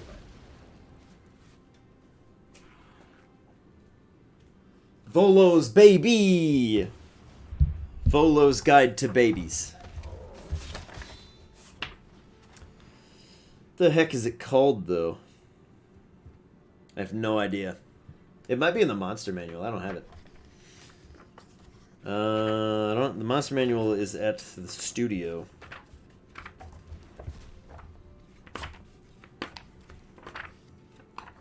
Oh, sorry, opponent. Yeah, we're gonna do this. We're gonna block, and we're gonna do this. Sacrifice one. Boop. And we're just gonna draw a couple cards here. Hopefully find some lands. No lands. All right. Still no lands. Okay. So we're gonna take 4 damage on his upkeep. And then we're going to take 10, 16 to the face. We are so dead so fast. Wow. We didn't get any lands, guys. We were in a drought. We were on a break. No, it's not a bow deck. Although that is pretty scary. It does have a death gaze. Yeah, we're super dead.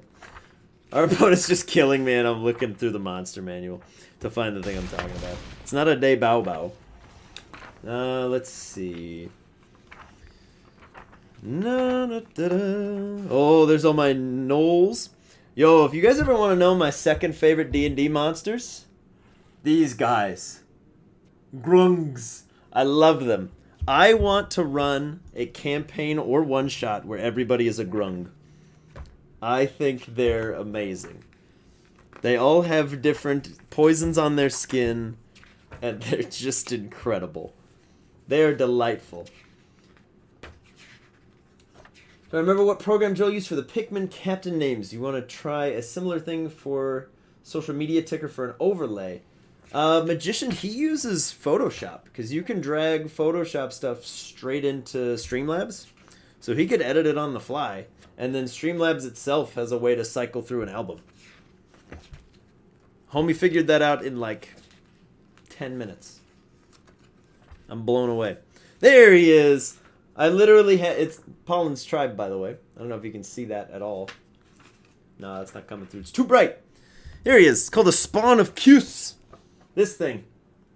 I hate this thing. I hate it and it's gross. I hate it and it's gross and it scares me. Yeah, so it has 76 hit points, an armor class of 10, by the way. Yeah, so it does has multi-attack and it has an ability called Burrowing Worm. If you don't scrape the worm off as an action, at the end of your turn, it deals 1 piercing damage.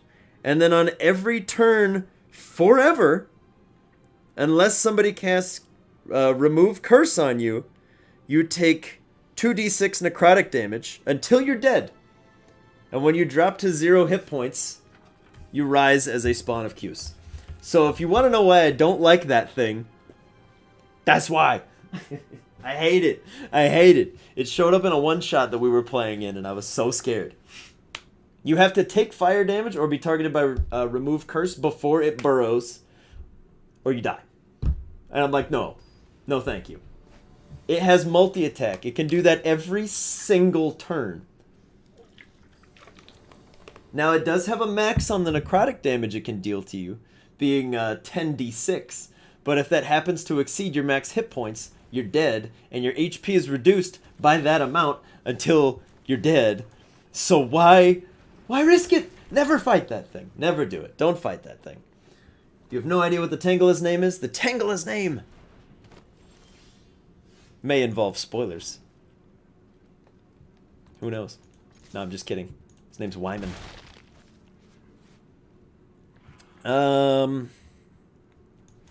We're just going to make sure we don't miss our lands here. This might be a deck that's trying to make this his win con. I've never seen anybody genuinely use this card, so I don't know. what to think about it.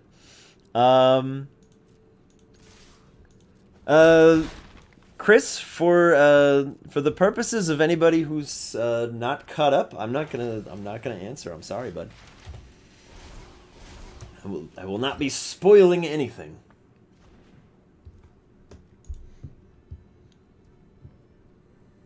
Pass to attackers. Boop.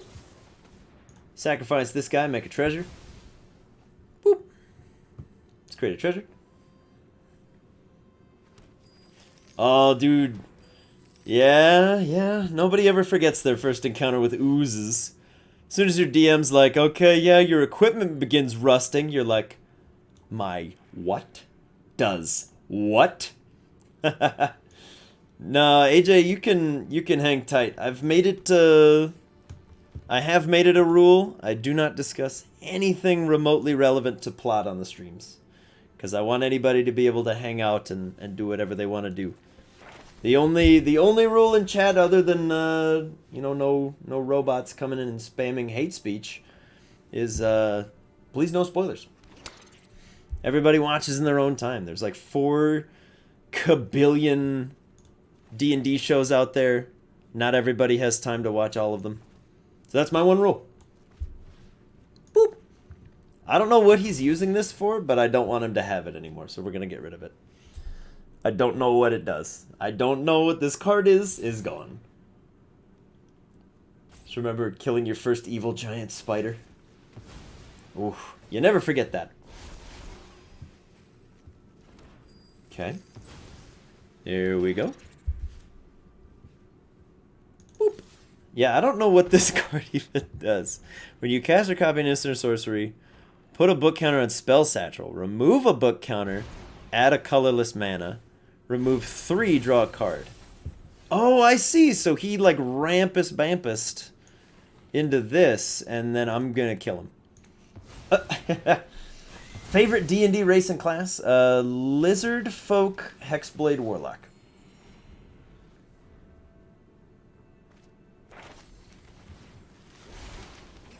Ah! He did it again! You son of a gun! He's done it again, guys. Flunk. Okay. He's ramped us back into doing it again. Ha-ha! Woo! Okay, well, let's play this, make him think we have nothing. Find a swamp. Say go. Yeah, only in the Darkest Dungeon streams we do discuss a little bit about the campaigns, but never anything hyper concurrent.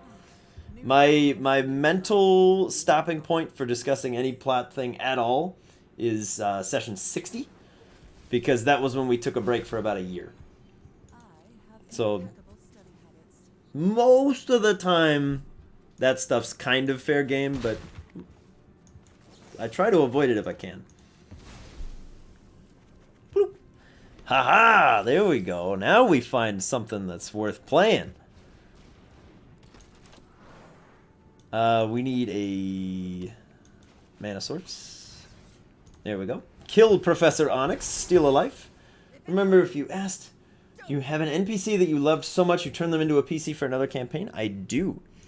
I talked a little bit in the NetHack stream about Kala.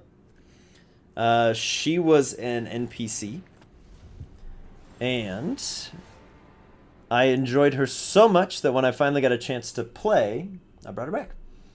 Which is better, Fat Pikachu or the new Pikachu? Fat Pikachu all day, baby. All day. All day, Fat Pikachu. Fat Pikachu is where it's at. Okay, so he does have a Turgrid out, which is kind of a problem. I'm waiting for him to play Mascot Exhibition again, but I don't think he's going to. I need to keep Blood on the Snow for when he does that, because I can't deal with all of those creatures again. I will block... He's got Menace, never mind. For anybody that wants to know, here's a question nobody's asked, but I'm happy to answer. If you want to know my least favorite card in Standard right now, you're looking at it. This right here. I hate both sides of this card. It's awful, and I hate it. And you know what? I'm tired of pretending I don't. A 4/5 with Menace that whenever I discard a card or sacrifice a permanent, he gets it. I hate it. But the other side is worse, because you can tap it, and I lose 3 life unless I sacrifice a 9-line permanent or discard a card. So if they have both sides out, he can force you to do that, and then he gets to play your deck. Which is exactly what I want to do, but I don't have one of those. So it's kind of annoying. Do I like Curse of Strahd? In a sense, yes. I have no issue with it. I ran a session 0 for Curse of Strahd, and then we never ended up actually playing, so I don't really know. I read through it a little bit, but I never actually really played it. I hate this card so much. Oh, I hate Tergrid so much. Okay, cool. Pass the turn, dude. Play your mascot exhibition. Just do it. You're in a current campaign where your character named Gonta the Barbarian has almost TPK'd your team 3 times and almost died 3 times due to your teammates trying to kill him. That's never what you want to see. You did the exact same thing with Curse of Strahd? Session 0, entire party ghosted? Yeah. It's a bummer, because they used, the party had cool characters they were excited to play, but it's the guys I play Magic with in person. We play Commander. So every time we get together, we just play Commander. Because no matter how many people want to play D&D, it's always outnumbered by the amount of people that want to play Commander, because we're there to play Commander. But more importantly, I prefer when I meet with that group to play Magic with them, because they have a play style that's not super amenable to great storytelling. They don't like to get in character. They don't like to interact. They are very murder hobo-y. Also, we're dead. I'm not even going to look at the screen right now. I'm just looking over at chat. But yeah, they're very murder hobo-y. They don't take it seriously, so it's not as fun to run for them. So, sorry guys. I love you very much if you're watching. I don't know if you are. I don't think they ever pop into the live streams, but it is what it is. I love running for the TOTS group. I think the TOTS group is phenomenal. And I'm not just saying that. But, yeah, the old crew that I used to run for and occasionally play with, they were a lot of fun, but they very slowly over time just evolved into murder hobos. So it's kind of hard. It's kind of hard to want to run a campaign that your players don't want to play in. But you live and you learn.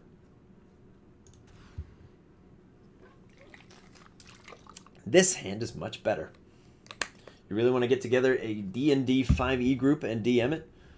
You know what, Yin Chris? I think you should do that. I think you should do just that. Let's ditch this. It's not great to not have removal early, but we're going to try. We're also going to play a little bit weirdly here and hope that one of these 2 creatures is alive on my next turn. Here's hoping. And we would love to see a land. Was it one of those sly and fun things you ever did to mess with a party, such as replacing one of them with a doppelganger? I did give a fighter a cursed demonic knife because he was playing a chaotic neutral character, which is an alignment I no longer allow, because that tends to just turn into chaotic rude or chaotic stupid. And if you do play chaotic neutral, I don't allow you to use the excuse ever for any reason. I'm just playing my character. It's what they would do in the context of harming your party. What are we doing here? What am I doing? Play this. Make a little dude blow up the cleric class next turn. And we'll drop this guy. Okay, there we go.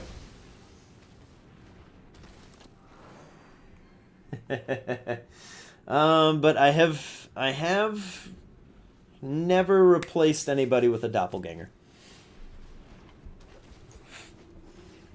I've thought about it, but I've never done it. Because that requires a lot of buy-in from that player, and it puts a lot of pressure on them to then, you know, act as though they're not themselves, but they're also themselves. And to, like, slip up enough, but not too much. I don't know. It's too much effort. Too much effort. But oddly enough, when I did the monster campaign, nobody asked to play a shapeshifter. So, you know, opportunity missed there, guys. We are gonna Containment Breach, the Cleric class.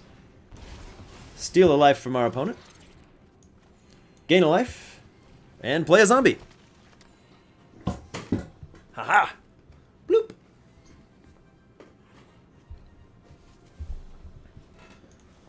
Oh, you guys.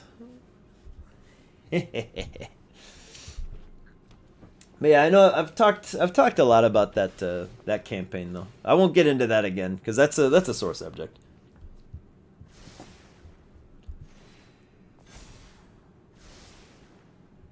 Oh my word, this guy's going.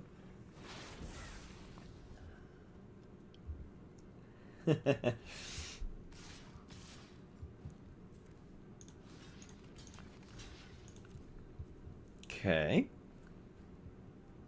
I want to gain a life. And I want to give -1/-1 to the elf guy here. Or not the elf guy, the dwarf guy. I'm reading Elf Trance is pretty powerful. Yeah. I kind of hate it, honestly. And they're like, oh yeah, I only need to sleep for 4 hours, and I'm also in a semi-conscious state while I'm doing so. So it's basically I'm a god. And I'm like, no, you still need to sleep. I still make them, like, actually be unconscious so that they can not go insane.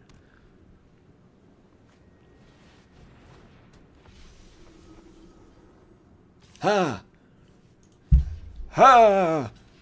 Block! Not going great. I need a way to get a pest. Well, we can play Skeletal Swarming next turn.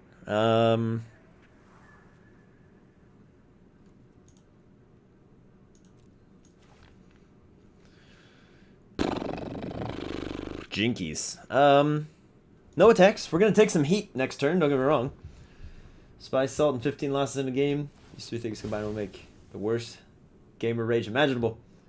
Then once you add a camera, you get funny internet videos. Exactly. That you do.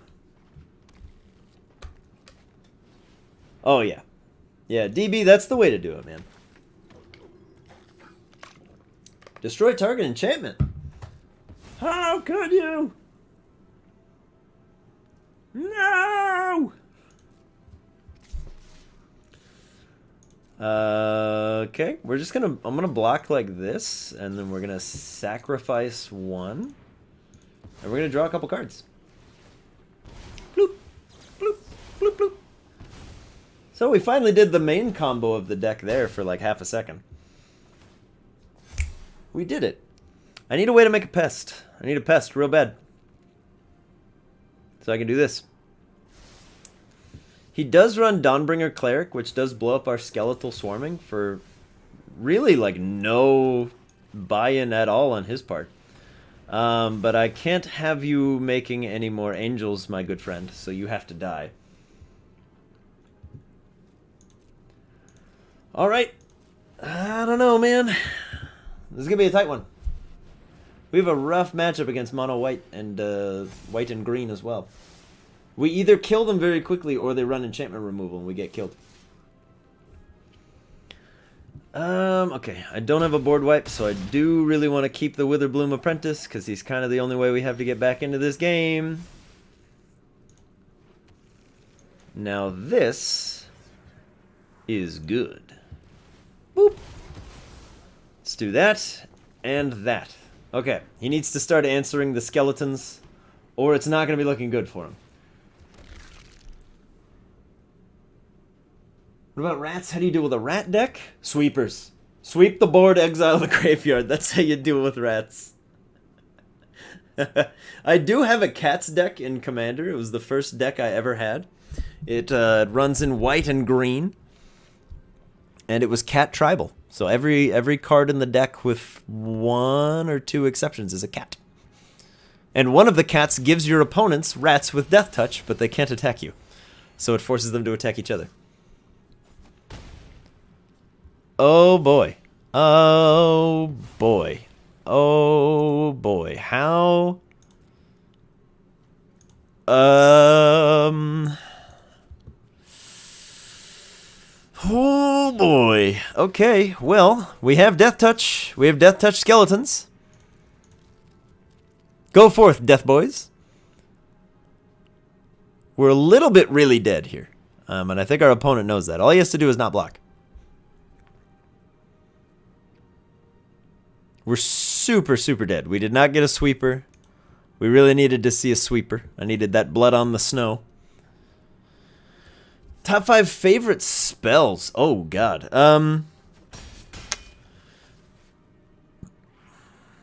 In no particular order, I am a big fan of a spell called Hypothesizal, mostly for its name. Real quick, AJ? No, I know nothing about that. I know very, very, very little, and sometimes even less, about anything anime. I know precious little about very, very few things in the genre. But let's see. Hypothesizal is definitely up there. What else? What else is there? There's got to be some good spells that I love. I'm trying to think of like even a favorite creature. Might be Keranos. It's one of the gods from the old Greek sets. He's in red and blue. Draws you cards, lightning bolts people. Does a lot of stuff. What about cantrips? Let's see. Oh, hello, Devin.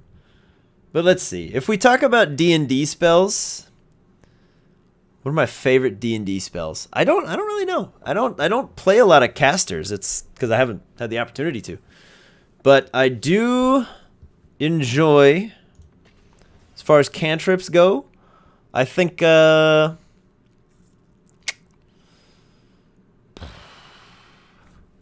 don't even know. Dude, this is hard. This is a hard thing to do off the top of the dome piece. I'm a big fan of stuff like Gentle Repose. I like things that have like a lot of narrative relevance that aren't just murder everything really quickly.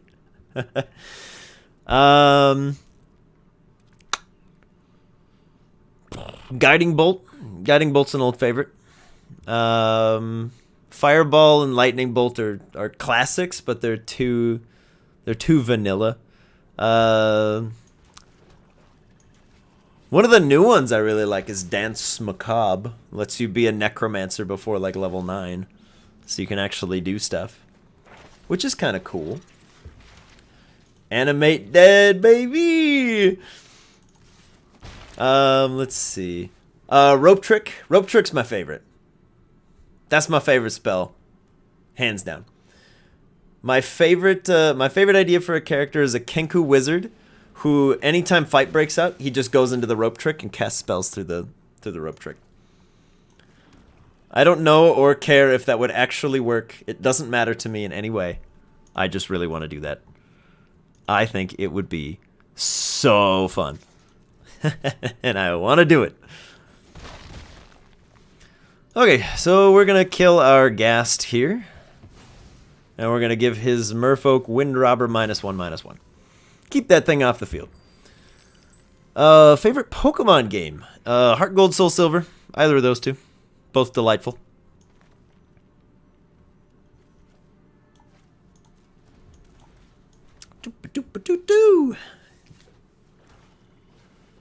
Devin, you did that so fast. So fast. Let me see. Favorite cantrips? Shocking Grasp. Shocking Grasp is a good one. Lightning Lure. Insect Swarm. Cantrips are much easier for me because I have to deal with them all the time.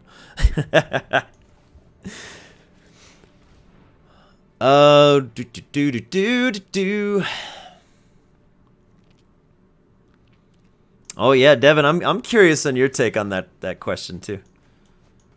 What's your favorite D&D monster, and the one that scares you the most as a player, and which one do you like to use the most as a DM? There's infinity good answers.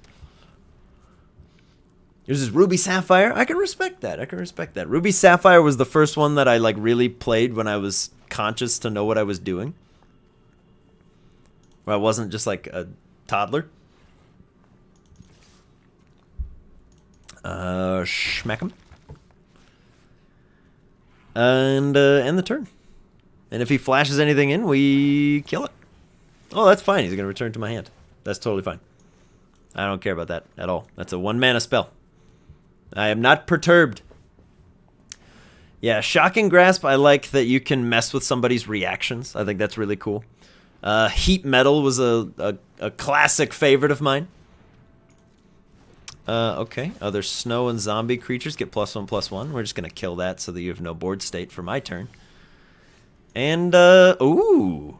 Yeah, don't mind if I do. Bloop. Just put that down. Say a Kraken or a Leviathan, super fun to play as, but terrified as a player. Yeah, that's fair. Kind of depends what level you are. At level 1, if I'm like a level 1 wizard, right? I'm terrified of a hobgoblin. They have too many attacks that do too much damage too quickly. I want no part of it. You stay away. Bloop. Let's just go ahead and make you sacrifice Narfi the Betrayer King. And we'll make a treasure token. And we'll put down Dina. And we'll go. Boop. So we're kind of crushing this deck right now. I don't know what they're doing. He can't draw any cards with that because he has more cards than we do. Blood on the Snow? Oh no! He's just going to put Narfi back again, huh? Pick the Ascendant Spirit. Pick the Ascendant Spirit.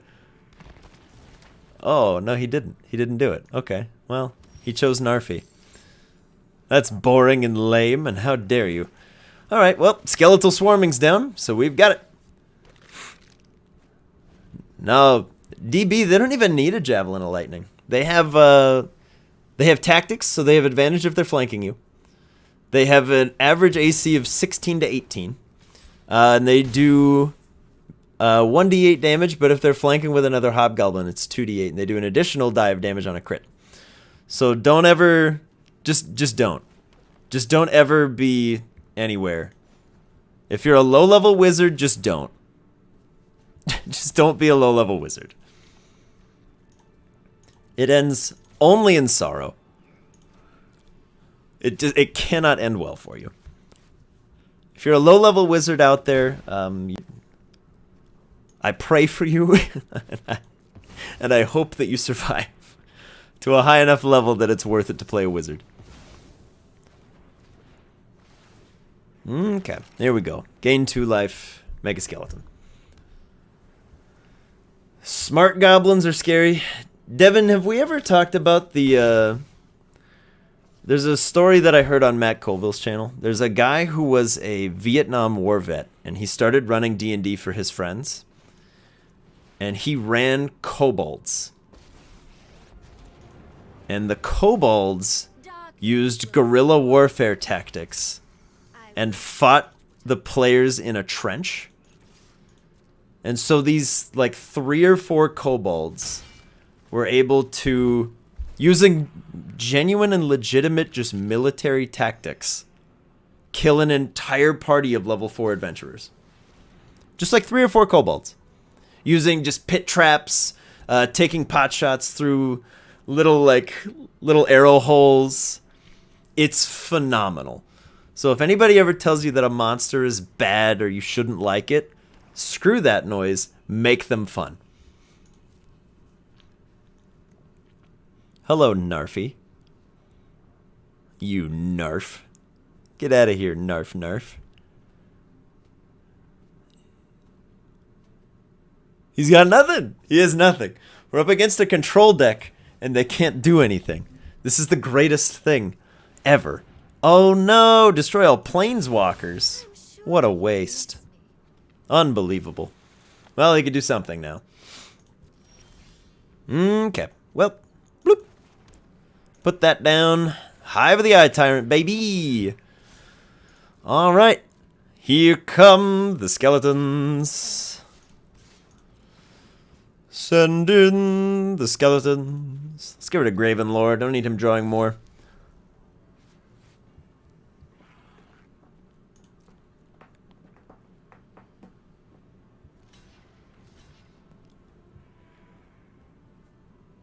Ba-bum-ba-da-da. Let's block like that. I know he can just replay Narfi, but I don't really care. I just need to keep Narfi off the field, but also we get to make the skeletons anyway. Because he's not making any progress. He's just playing Narfi over and over and over again. Which is kind of cool. I mean, I get that's like the whole point of your deck and junk, but like... Okay, yeah, get that thing off the field. Go ahead and draw your card, buddy. We do no longer have a Hive of the Eye Tyrant, which is kind of a problem. That is one of our win cons, but... We also have Skeletal Swarming, which is the other more prominent one. Destroy all creatures. Stop blowing up my skeletons. You know how annoying it is to rebuild skeleton armies every single turn? It's horrible. Bloop. Alright. Well.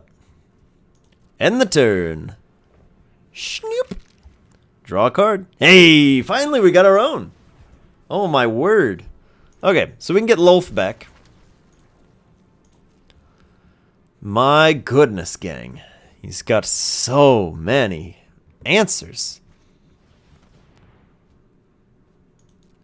Oh, he didn't read his card. He didn't read his card and he tilted and he quit. That card says draw cards if your opponent has more cards in hand than you do. But he didn't. Haha. Ooh, what's your favorite song? Oh, man. That is a difficult question to answer. Also, hello, Christopher. Monkey around. Hello. Dude, I don't know what my favorite song is. I have no idea. Actually, no, that's not true. I think I have too many favorite songs, which is not how it works, but... On the spot, I don't have an answer. I'd have to think about that for a long time. Bloop. Let's put that down. Oh, boy. Eye twitch. How dare you, sir? Well, let's just play this, see what happens. Favorite song. There's too many. There's too many good songs. I mean, it's not in the shot, but it's in the background of most of the streams. I do have an Alkaline Trio flag on the back wall. I'd say like 90% of Alkaline Trio's discography counts for me. They have some stinkers, don't get me wrong, but I like pretty much everything they've ever put out.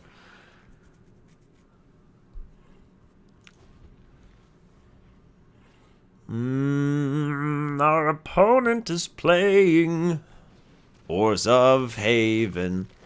I should really put this card in this deck. It's a very good way to win. But I didn't, so I won't. Your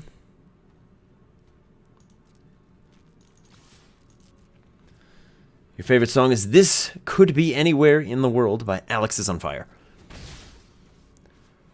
We are, Yancey, we are being super nerds playing Magic the Gathering. No, so far they're not doing Angels. Angels doesn't usually run this. They do run this. What up, Yancey? Hearts all around.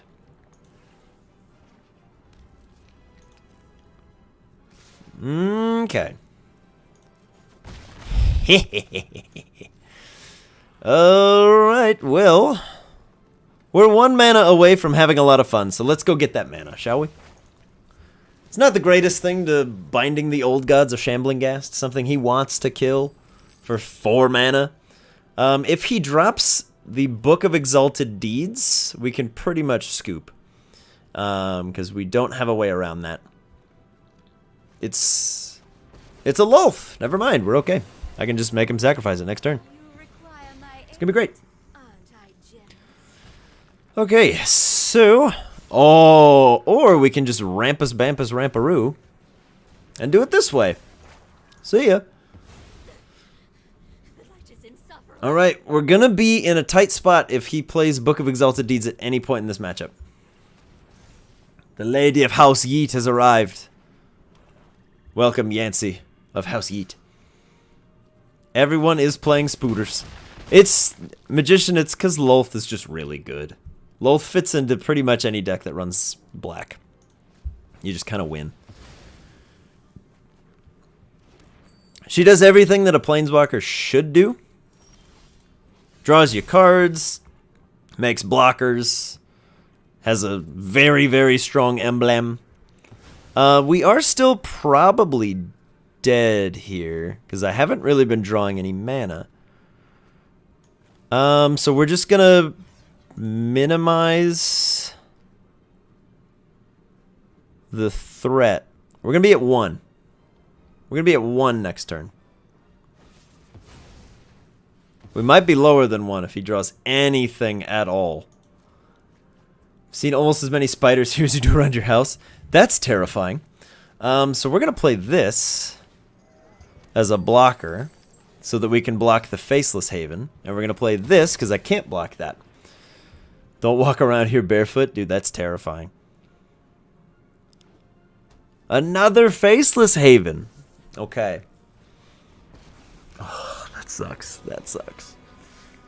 Kaya is another example of just a very good Planeswalker. Because if your stuff dies, it returns to your hand and replaces itself with a 1/1 blocker. With flying. You can exile the other side of the field. Yancey, I have heard of the Banana Spider. And if it's what I'm thinking it is, it's terrifying. We're just going to do this now. Make you get rid of your Kaya. We're going to gain a little bit of life. There is an extreme downside to the deck that we're playing that a lot of people will tell you about. It's that most of the time when you have your win con in your hand, aka Skeletal Swarming, it doesn't feel good to play. Like right now, if I play this, we're dead. I have to kind of dirtle around and play these Innkeepers to try to gain some life. Because we're in trouble. We are in a bad way. Because I have to block the Faceless Haven, or we die. Or you can just exile our blocker and we die. Okay, he's slow played that. Good game. Congratulations, sir. You're terrifying and your deck is a monster. It's a yellow spider that gets rather huge and you don't like it, and one lives in your yard and it's horrifying. Oh no. No, no. I say nay. I say nay to that. No, thank you. No, thank you. I'm good. It's around the size of your hand now? No. No, thank you. No. No, I'm good. I'm good, thank you. No, thank you. Terrifying. Alright, Zeuster. We do have double tap land in this hand. And nowhere to really go with it. So do we keep this? I don't know. So you do tap land. Hopefully we draw a forest or a swamp, or that's a tap land. Actually, you know what you do? I tell a lie. We can have 2 mana on turn 2. We just can't have 1 mana on turn 1. Because it doesn't really do us any good to do that. Okay. We might be okay. Oh my gosh! It's the same deck! No! No, Chris, you can keep 2 land hands in this deck. It's still not great to do. I don't recommend ever keeping a 2-land hand. But the most of the stuff in this deck can either run off 2 mana or will give you a treasure. But more importantly, this is such a good Punisher card if we have any creature presence at all and they do a sweeper. Hey, there we go. Okay, so now you do this, and then you do this, and we have a great blocker now. And we steal a life from them. We are assembling the combo for the first time in like 15 games, so this feels good. Feels good. Peacock spiders are cool, though. If you don't make you like spiders even a little bit more, then you have hatred in your heart.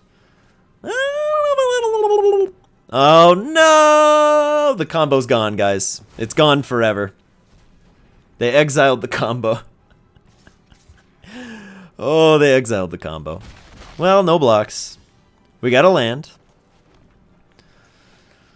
Alright, well, we're going to go get another land by blowing up this guy. So that they can't sacrifice their stuff for card draw. And then... Nah.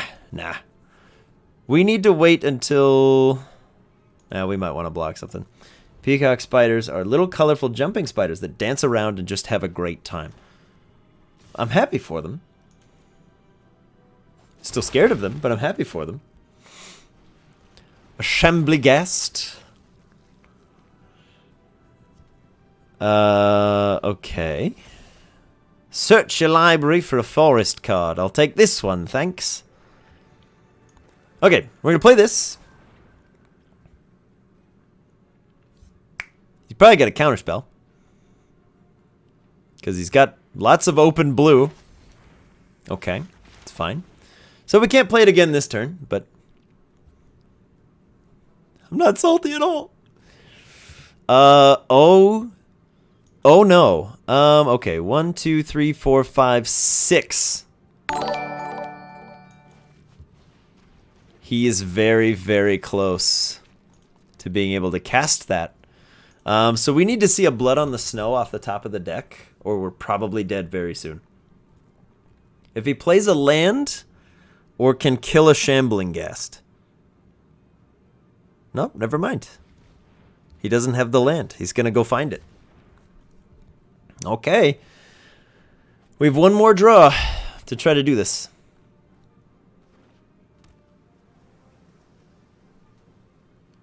Feels bad. He didn't attack. We have Death Touch till end of turn. Completely irrelevant in the moment. Is there anything in his graveyard that we care about? No, not really. Okay, well, let's try to resolve this. Thankfully, Yancey, not yet. I'm still very much just waiting for them to appear. On that note, Dylan Helms, welcome from the YouTube side. If you're hanging out, hello. I do apologize. We do have alerts turned off for this stream as a result of the last one, where, I kid you not, there were 42 bot accounts that subscribed to us, aka followed. If they subscribed, I would be a little more okay with it, but they don't. They just follow the channel. So we did have to turn off the alerts because can't be having that. We're gonna plumb the Forbidden here for 1. The Shambling Ghast. We're gonna kill his flyer because this deck really can't deal with that. I can block things on the ground a whole awful lot, but whenever you cast or copy, yeah, we get a bunch.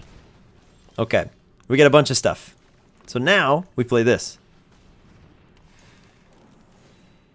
It's working! It's working! It's working! The machine gun has been loaded. Just not quite enough. Okay. Now we do nothing. We simply wait. He's probably going to sweep the board. But if he sweeps the board, I think we can kind of survive. That's a problem. Yeah, Yancey, if they were subscribing, I can just mute them. Like, I can put it in emote only chat, which is fine. I got no problem doing that. He is killing everything. Everything we hold dear. He has so many. That cost him a lot of life. That was a 6 HP spell. All right, gang. Well, here's where things get a bit dicey. We block thusly.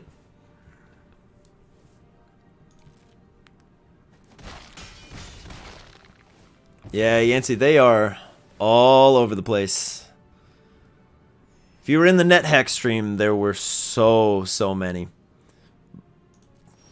There were 25 before I finally just turned off all alerts because I didn't care to see them anymore. If we swing in with Hive of the Eye Tyrant, he can't block. Because if he brings up Faceless Haven, it doesn't do anything. So let's start clearing out his graveyard and doing some damage to his face. Let's get rid of Mascot Exhibition in case he can get it back. We are fighting Mike Wazowski's older brother. Yep. Our opponent is using the best boy, aka Fibblethip. He's a little homunculus. And he's great. Wow, okay, they didn't do anything. So, does this resolve?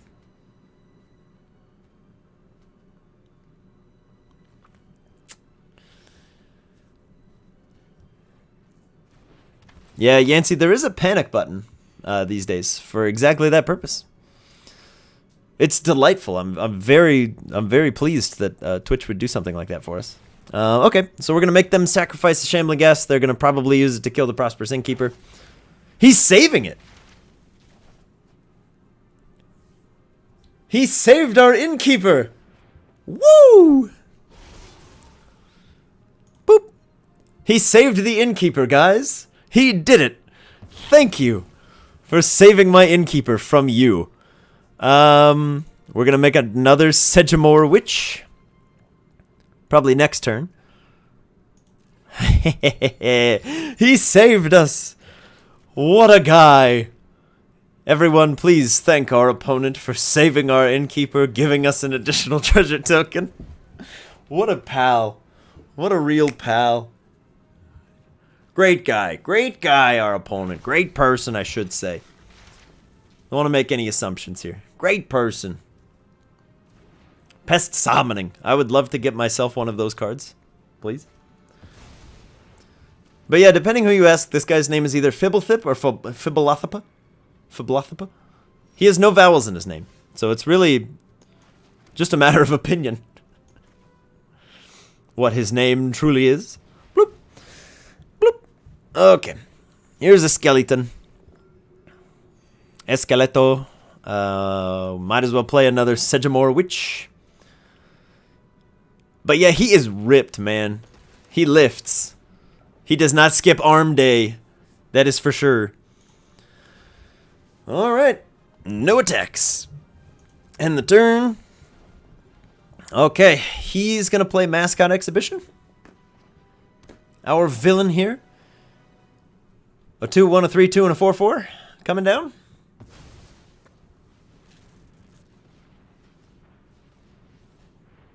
He's manually tapping because he thought he had enough mana to also activate his land. Which he does not. Pass to attackers. My turn. We've drawn again. Just so poorly. It's rough. Okay. Sedgemoor Witch is coming in.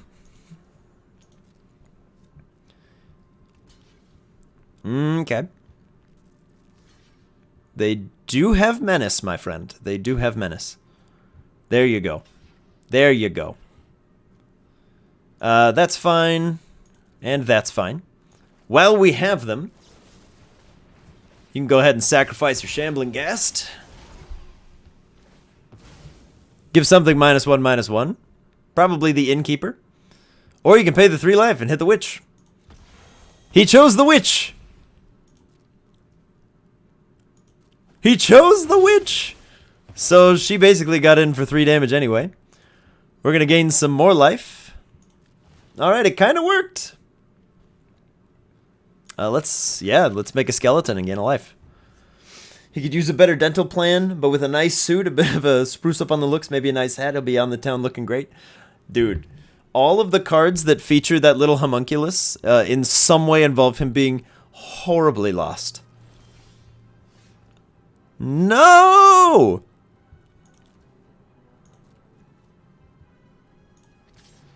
We're gonna get in for 1. And I don't care what I have to do. We're gonna trade a 1/1 for 1 life and a 2/2 if he blocks. He didn't! No! I need skeletons. You monster. Alright, we'll just keep that in our hand. I'll make him think we have some sacrifice cards or something. I don't know. Every time I've ever tried to play mind games in Magic on here, it does not work. Hive of the Eye Tyrant. I see you're a man of culture as well. Oh, maybe not. He's only swinging with the Hive of the Eye Tyrant into a wall of blockers. That's fine. Sedgemoor Witch has already done more than I could ever have hoped for, and now you lose your land. Maybe. Unless you have some other kind of trick. He does not! The land is gone!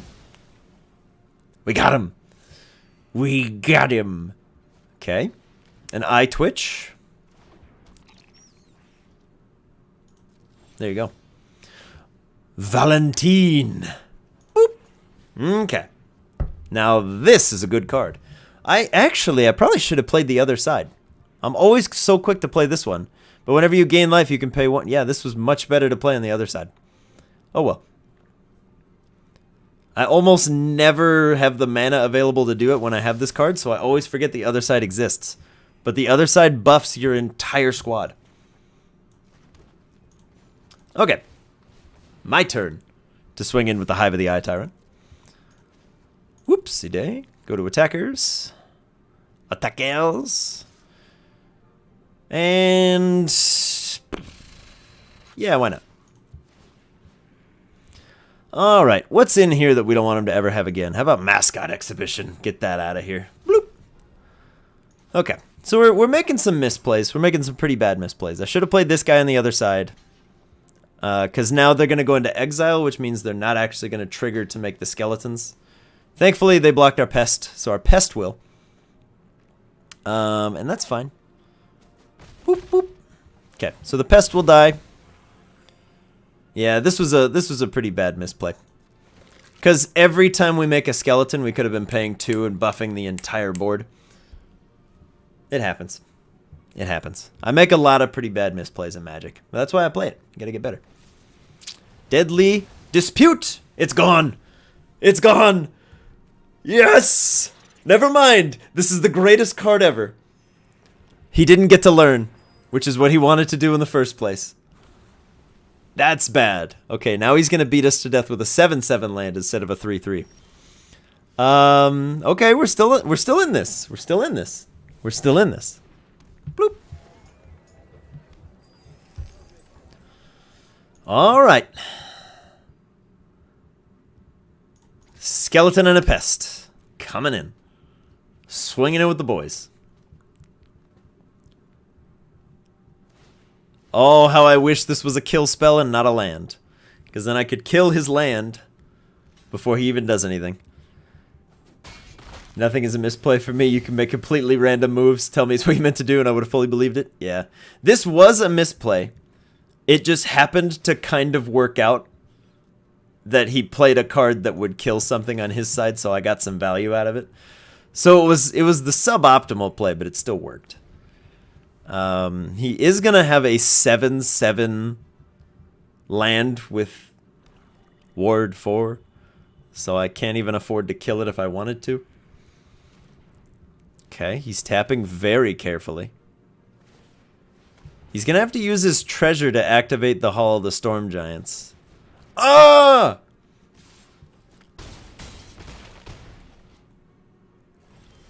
What? Who plays this card? Who does this? Who runs sleep? I have not seen this card in a deck ever.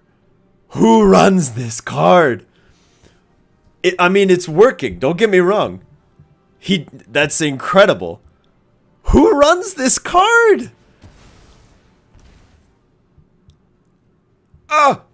But if he swings out, we live and he dies. So he can't swing out. We're still alive.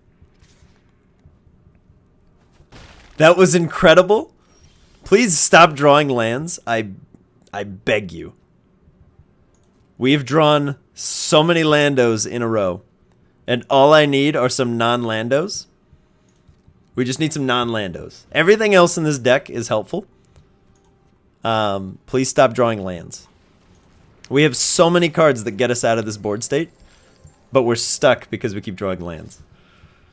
So please stop drawing lands. Okay, it's not a land, but this is also not a super helpful card. He's just going to gain us a little bit more life Oh my word. Okay, let's put a land down. All we need is some non-lands, and we're gonna be feeling great. But I do have an infinite wall of blockers. We do need some Han Solos and not some Landos. I should really put one of these guys in this deck, because he can sacrifice treasures and creatures to draw cards. It's probably a better fit than some other stuff. Well, Yancey, thank you very much. That's very kind of you. I'm glad that you're getting a Twitch channel set up. I'm very excited to see what you do. Okay.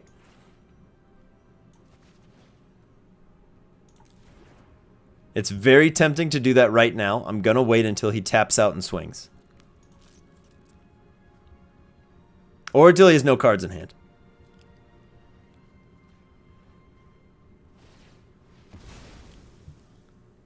That was an interesting creature to sacrifice. One of the larger ones. Okay. So we have a sacrifice card. He has a Shambly Ghast, which isn't going to get a death trigger. It's going to go straight to exile with you. Yep, we're going to pay. We're going to pay the 2. We're going to gain 3 life.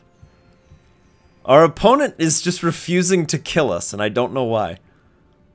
Or maybe he just really doesn't have anything and he's bluffing.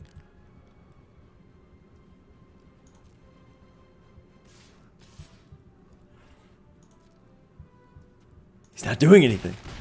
He's not doing anything. We're going to save this. This is going to draw us a lot of cards, but I need to be sure. Okay, he doesn't have anything. He's looking. Wait.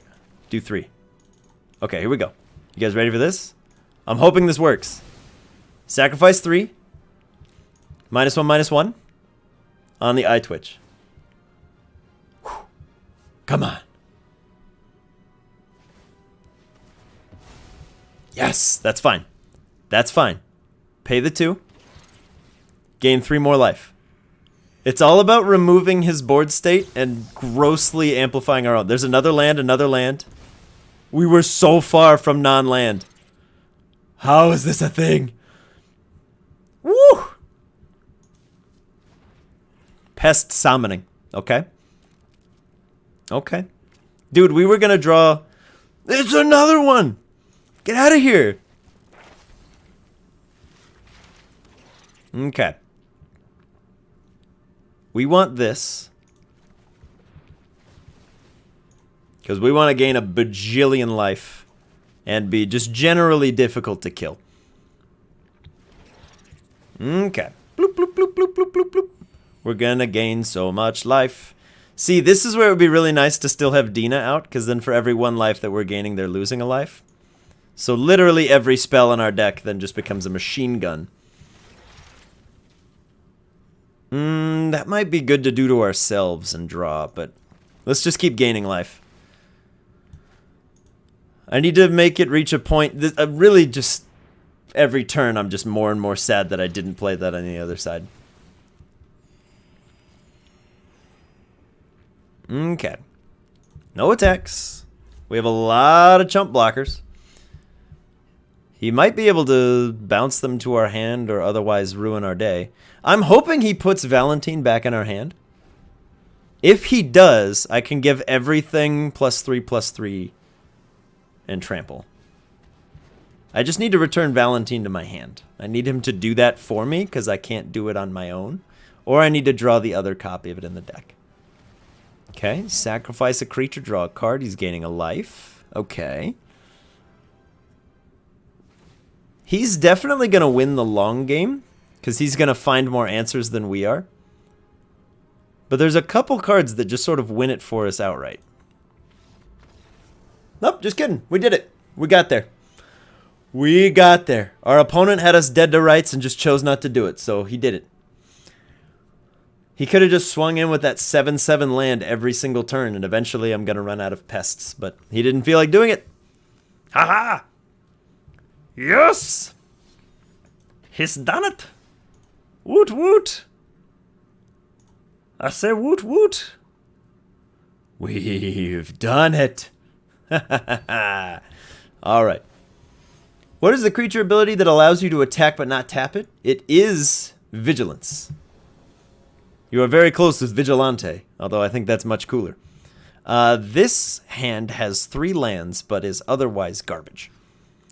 This hand has 3 lands, but is great. Speaking of long game, how long was your longest Magic duel? Oh god, we've had some Commander games that go into the multiple hours. I don't know. Probably somewhere in the 2-hour range. It's the longest one.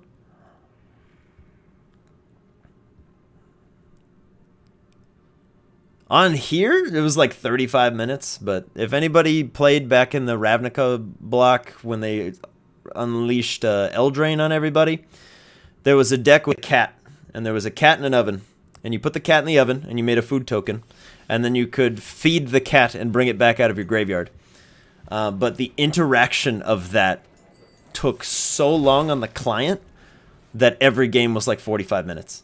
Because every time the cat hit the field, you lost 1 life. Or your opponent lost 1 life, and you would gain 1 life. So you won 1 damage at a time, twice per turn. So if your opponent had any kind of life gain, it was just that over and over and over again. But they could do it every single turn, and if they got multiple ovens, they could do it on your turn and theirs. But it holds priority if you have something you can do in response to someone else. So for example, my treasure holds priority because at any time I could blow this up and get 1 mana. So it would let you just sit there forever. So you had to individually resolve every single trigger. So every game while those cards were in standard was a problem. So any of those games were probably the longest duels that I've ever had. And my word, do I not miss that era at all. Okay, we're going to swing in with the Ghast.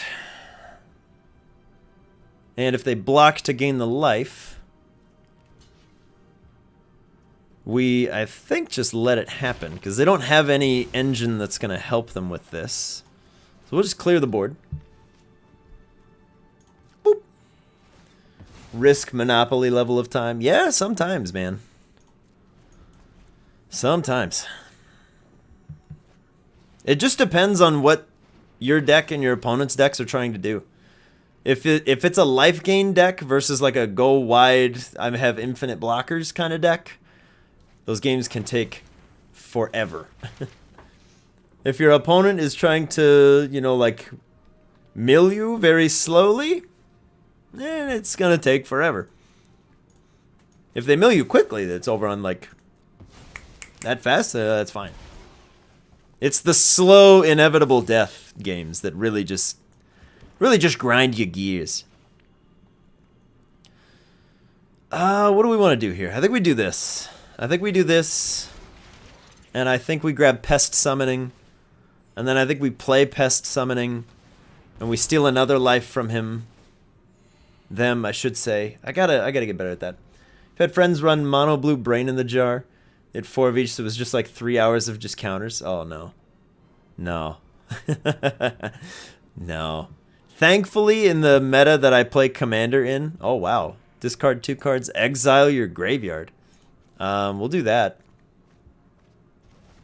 Our opponent is being a smart lad.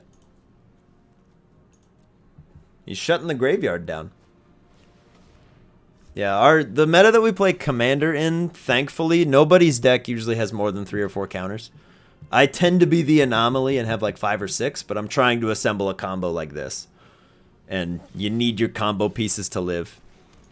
It's just kind of what has to happen. Alright, coming in with the pests. He can kill the Innkeeper, that's fine. I don't really care at this point. Witherbloom Apprentice is sort of the win condition at this point because we don't have any cards in our hand, so we're in top deck mode. I can't really plan for anything. So if we lose the Innkeep, we lose the Innkeep. If we draw Dina later, it's gonna be sad, but I don't have Dina right now, so it doesn't matter. Bloop. Now the question is this a 1 or 2 of, or is this the theme of his deck? Well, there's a Lolth, so who knows? Look at that full art Lolth, dude. Woo! Oh, beautiful. All right, we're in top deck mode, but we're also, you know, the lord of top decks, apparently. Oh, he's sleeping. You can just, like, be mad, dude. That's fine. I love making people salty with top decks. I'm like, you exiled my hand and graveyard? I don't feel bad for you. I got lucky, you didn't. It happens. See, you have a Liliana, so good for you. I'll sacrifice my skeleton, thank you. That go the way you thought it would? Nope. Oh, he's been a silly bear. Oh, oh. Do you have another blocker? Oh yeah. Dude, Devin, I love draft. Draft is great. I wish it wasn't so expensive to draft an arena. In that it does genuinely cost you like real money to draft. You can earn it, but it takes forever. But yo, Yancey, good luck and Godspeed. Enjoy whatever it is you're gonna watch with whoever you're watching it with. Have fun. I Twitch. Okay. Okay. Okay. Okay. Yep. Enjoy your Liliana. See you in heck. Pardon my French. Boop. She gone, baby. She gone. No attacks. This guy keeps putting up the sad, sleepy Hedron. And I'm like, bro, you're playing Golgari, discard, exile your graveyard. I don't feel bad for you. Another Lolth! Envy the strong. I wish I had that little card. Oh, you killed my skeleton. How could you? Kill my skeleton. No. We will slay our Alright. So we're going to need an answer for Lolth. Look at that. Okay. Coming in. They have Death Touch. I don't really care. We're going to kill Lolth. And then we're going to play the Death Priest and we're going to make a skeleton. Do I have a guilty pleasure video game that I haven't streamed yet? I mean, Final Fantasy XIV. I do plan to stream that a little bit when we get closer to the expansion coming out. And also when the expansion is out. I will be playing that on stream. Oh my gosh, dude, stop. subservience will be a reward. Ugh. Bruh. Ooh. Okay, this is another time where the green side would be great. Actually, no, it is. Green side is very good. Coming in. Okay, if he blocks, we can just pay 1 for every instance and make everybody bigger. He's gonna do it. He doesn't know what Lizette does. No one knows what Lizette does. Only I know what Lizette does, and I always forget to use her. Yes. Beautiful, dude. Gain a life. My web again, my Lolth dies. be denied. We gain a life. Pay the 1. Boop. Pay the 1. He did get Mascot Exhibition. We're in a little bit of trouble.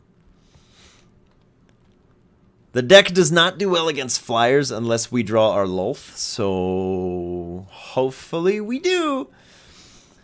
But I don't know, Magician. Other than Final Fantasy, it would be like Hades or Stardew Valley. But Stardew is a game I usually play if I can't sleep. Because it's just like, it's kind of slow and meandery. You don't really have to be paying attention. You just kind of have some fun. It is what it is. Swinging in, baby! You want to block? You want to block? Do you feel like blocking? Are you going to block? Are you going to block? You should block.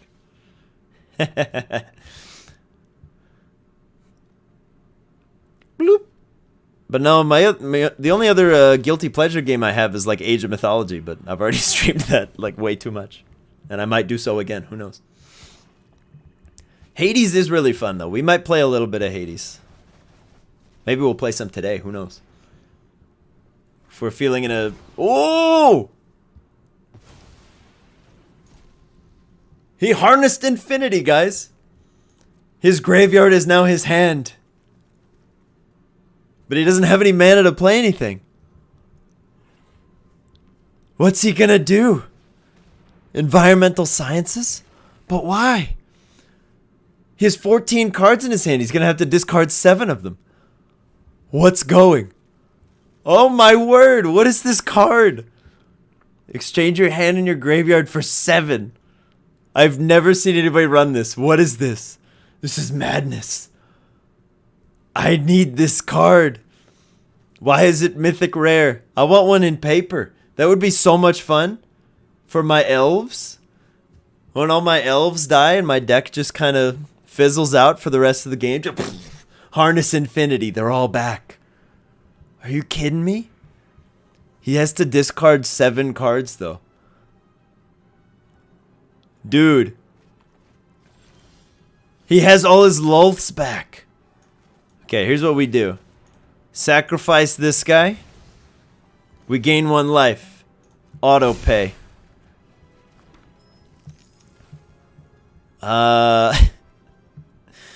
Everything has trample. Do we win?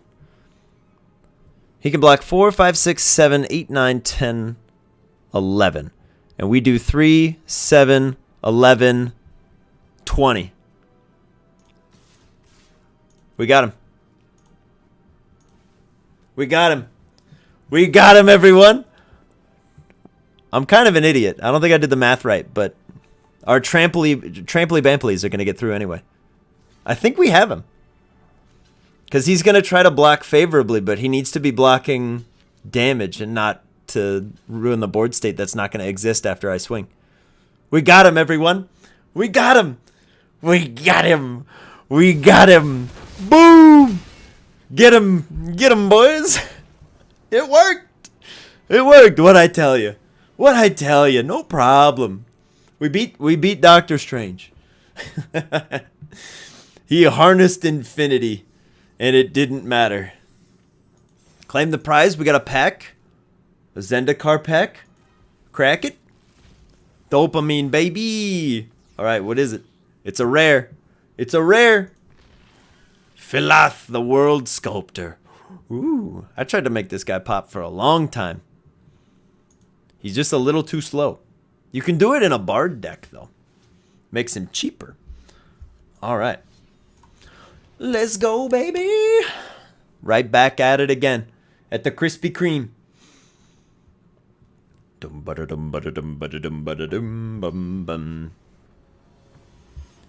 be so scary. In the middle of a card game, your opponent's eyes start glowing and he floats. I harnessed infinity.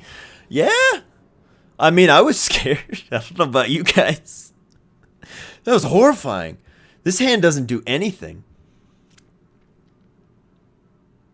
It has Lolth, but it doesn't do anything. It just kills a couple things and then plays Lolth if we draw some lands. I'd rather have some gas.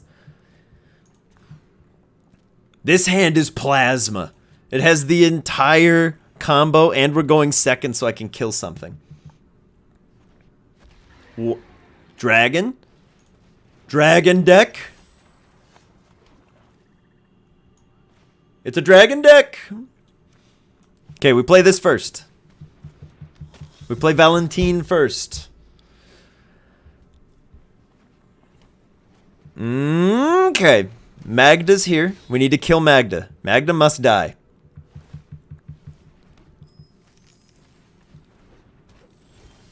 Are you seeing this? Are you guys seeing this elf ramp that's going on? You stop that right now. Boop. Kill him. Dragon deck is absolutely as scary as it sounds. This card right here is a menace. It's a 4/4 flyer with haste. Whenever it attacks or becomes the target of a spell, so if it swings at you, or if you try to kill it, it makes a treasure, and all of your treasures do double mana. But if it's the deck I think it is, he's going to try to play Tiamat, aka the Mother of Dragons, who is exactly as scary as you think she is. But he just dropped a Goldspan Dragon on turn 3. And we have no way to deal with it. At all. even in the slightest. So we're just going to play Dina, and cool, we stole 1 life from him. It's not nearly as cool as what he's doing, but alright. And he could do it again, because he's got another 5 mana. Yeah, dragon decks are either very slow and explosive, or they're like this, and they just kill you like that. Black, that's not good. Could be an Immersturm Predator. I hope it's not. Crippling Fear. Okay, there goes our whole board. And his? Unless he says rogues. Okay, so the Goldspan Dragon's a 1/1 right now. Too bad I can't fix that. Yeah, wow. Our hand is not as good as it was when we started. It was pure plasma. And now it's dead. So, okay, all of his creatures have death touch. It's kind of bad. But yeah, Magician, I hope this answers your question of is the dragon deck as bad as it sounds. This is horrible. Because we're dead, so we're just gonna say good game and run away. Because by the time I have 3 lands down, he has access to 9 mana, 8 damage in the air, and 2 chump blockers that can also tap for mana. That was horrible. That deck was so cool. Are you kidding me? I want to do that. Woo! Yeah, that is a big oof. Ouch! That's a big oof, ouch, owie. But, huh? Dude, I don't know. Anybody know how to say that? Because I sure don't. If we get the mana for Cosmos Elixir, that's a great hand. But when we don't, that kind of sucks. Same deal here. If we can get the mana, so that'll be okay. Hold on. So turn 2 Innkeeper. If they kill Shambling Ghast, we'll have 4 mana. We can Deadly Dispute to hopefully draw some lands. Okay. This hand should get us there. Starting with both Skeletal Swarmings is not really what you like to see. We're not going to play everything out onto the board because we've played red-blue a lot today. Actually, if we put this down and they sweep the board, we end up at 4 mana. And then we can Deadly Dispute. This is fine. Yeah, Magician, we'll save... I mean, we can do channel point betting on here, but it's going to be... it's kind of tricky in a game where you're like a good deck has like a 51% win rate, and an okay deck has like a 38% win rate. It's a little tricky.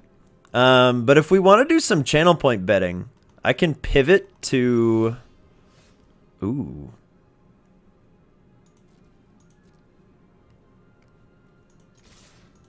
This card's going to be great. I don't know why I'm schmirking like that. Bloop. It would be really fun to do betting on like Hades or something. Hades would be very fun. I do like that game. I haven't played that in a long time. I'd have to start over though. I'm in too deep and there's too many modifiers to make the game harder. Just like I would not be ready. Is he's gonna double Tasha's Hideous Laughter? He is. Oh, I hate this deck so much. Alright guys. Y'all like Tasha's Hideous Laughter? Cause I sure don't. Not anymore. He just exiled 22 cards from our deck. He didn't exile the combo, oddly enough. So thanks for that. But he did get most of our lands. So this just got a lot harder. Boop. Create a treasure. Create a treasure. Draw 3 cards. So he's a mill deck. So drawing is actually pretty bad for us. But we still didn't hit any lands. And still have not hit any lands. Wow. Okay. You got it, buddy. Let's Deadly Dispute a treasure and draw 2 cards, try to find a land. There's 1. We finally did it. Holy jeez.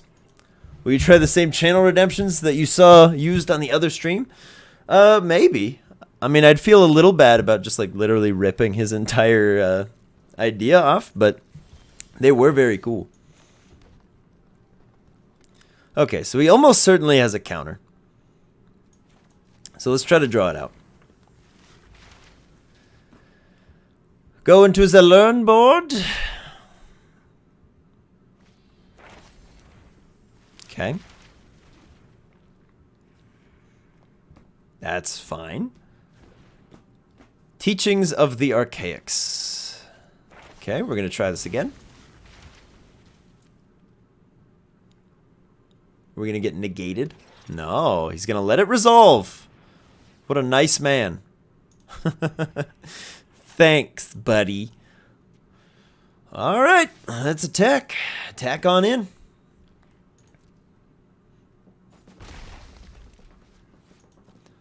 But yeah, I don't know. On the subject of Hades, I am looking for another game to sub in for Left 4 Dead 2 for channel betting.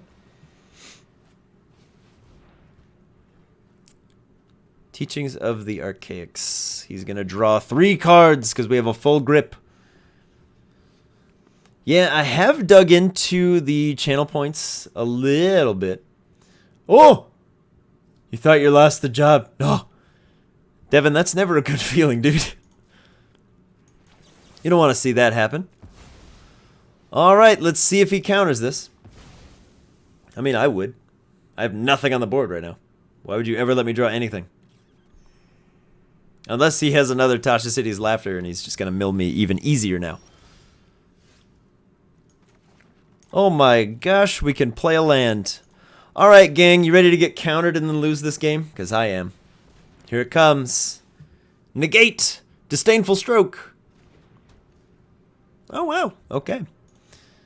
Maybe he's going to return it to my hand on the end step and make me discard a card. I have no idea. Woo. Oh. Devin, that's good to hear, man. I'm glad you didn't lose your job. That's never a good feeling when you're like, I'm fired. I'm fired. There's no way I'm not. Dude, in my old job, I had like 40 moments of that, like twice a week, man. I'd be like, this is it. This is the end. These are the end times. This is how I lose my job. And then I'd go back into work the next day and they go, hey, great job on that thing you did. And I'm like, what? Oh, we're dead. Here comes the mill. Tasha's Hideous Laughter. We have a low CMC deck. There it goes. Nothing you can say but nice to that.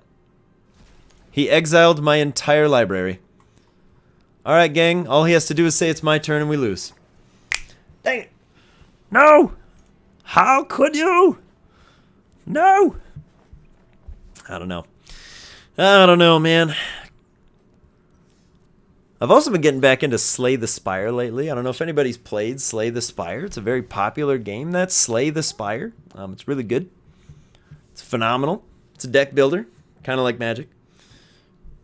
But every game starts the same. It's a roguelike. So you climb your way up through the levels with your deck. That game is a lot of fun. It was a very, very fun game. Alright. This is fine. It has lands. It has things we can do with those lands. I should have played Woodland Chasm first, but I wasn't really thinking.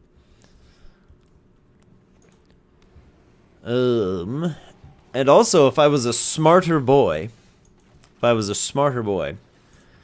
play Factorio with you guys, because I think Factorio is a very fun game. But my word, I can't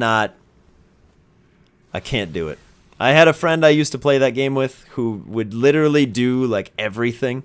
He was the guy in the group project that had to do the entire group project.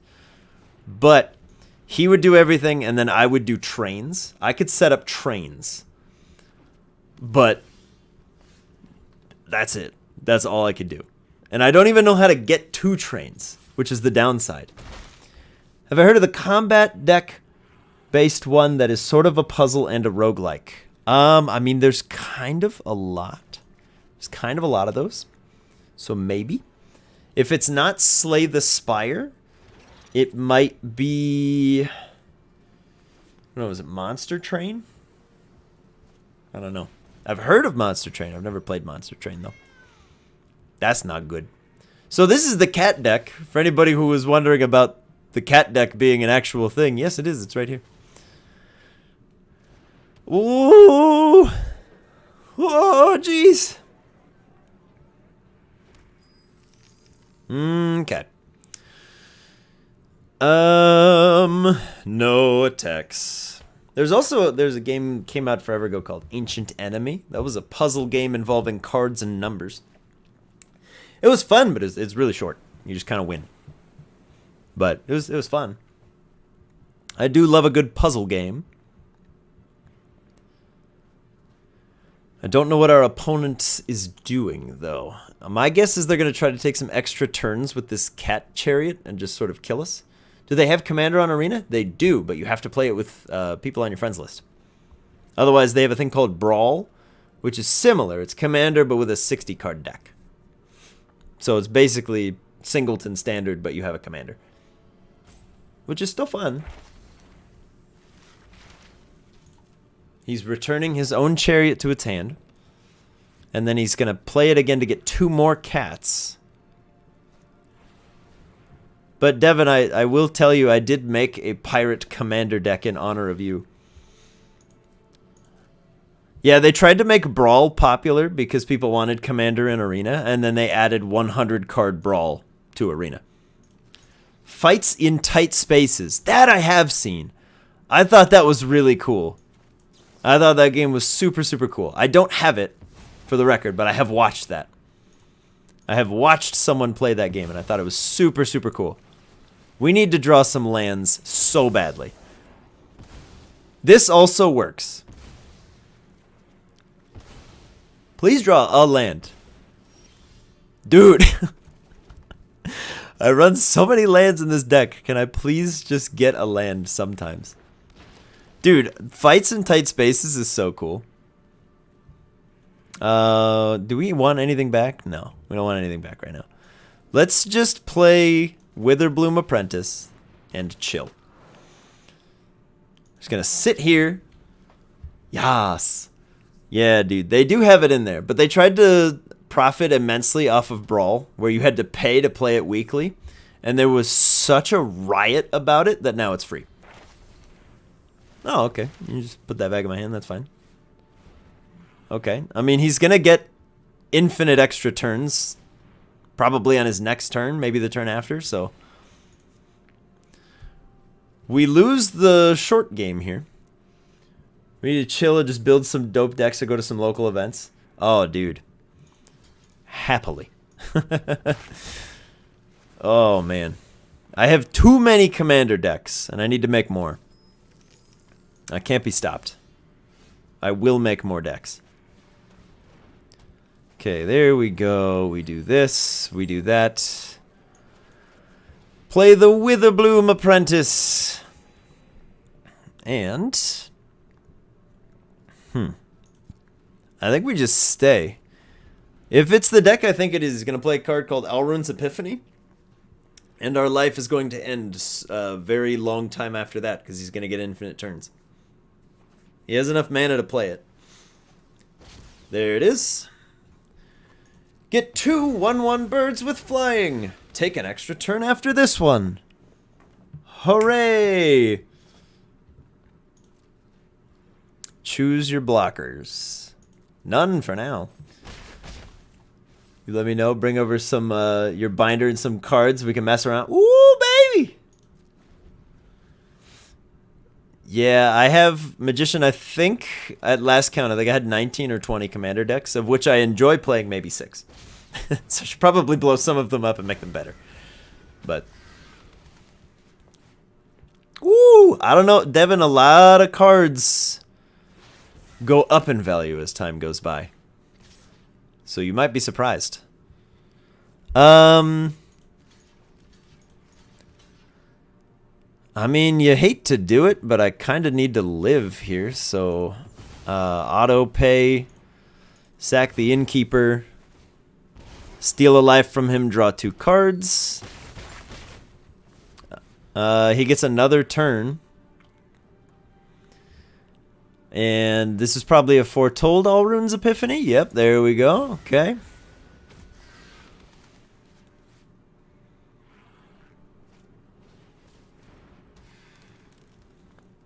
If you guys want to know my least favorite deck in the format right now, it's this one. It's this one. It's the one that just plays forever. Alola, Wookie. What is up, my dude? Okay, we need a land or we're dead. Just kidding, we don't get a turn. Just a funny joke I like to throw around here. There's Koma the Cosmos Serpent. Oh, boy. All right. Wookie, you're just in time to watch Koma win on their 4th extra turn in a row. I'm at 3 life, by the way. 3 life. I don't have enough mana to play anything.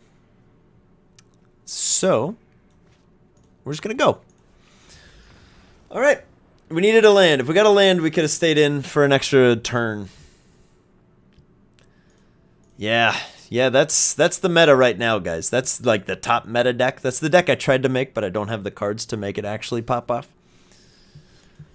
I like playing skeletons. I don't like playing infinite turns with the World Serpent. Fight me.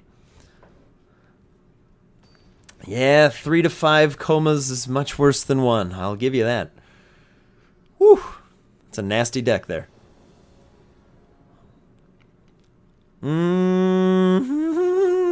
Okay, we're gonna mulligan this hand away. We're throwing away a lot of really good hands today, but we're also drawing very poorly on lands. Okay, we're up against mono white aggro, everybody. We're gonna not show him anything, it doesn't matter. Jormungandr? Yeah, pretty much. Simic right now is brutal, as is mono white aggro. Yeah, Uro was a mistake. So was Oko. Oko the Broko was a problem. You want to know a bummer about Oko the Broko, Wookie? Is I have one in paper, and the day I pulled it is the day he was banned in all formats. So I can't use him. And the group I play Commander with agrees that he's too strong for that meta, which is kind of annoying, because compared to the decks I'm up against, he's nothing, but would actually be super helpful, because I could turn them into elks. But yeah, Simic has been a problem forever, because Magic, the designers at WotC really, really like green and blue. And they don't really care about any other color. Oh boy. But I did go 7-0 in an Eldraine draft when I drafted an Oko, and he was banned in everything but limited. Unbelievable! But I will stand by, Oko and Teferi Time Raveler needed to be banned sooner than they were banned. Okay, we're super screwed here. This thing just killed us. Wookie, that combo's back, bud. They accidentally unbanned Book of Exalted Deeds and have in no way mentioned that they did it or make any plans to reban it. So the mono white decks just ramped that now. It's back. Book of Exalted Deeds Faceless Haven is still a thing. You can play it right now if you want to. Oh, cool. I have a Hive of the Eye Tyrant before we die. Yeah. It kind of sucks because right when the set came out, I pulled 2 or 3 of them on Arena, so I have some. And I never got to play it, and now that it's back, I don't want to. We're going to kill this guy because we're at 1. All right. Well, we're dead, so good game. The double Skyclave on both of our things that would have kept us in it, and the portable hole is kind of an issue. Mono white aggro is really fast right now.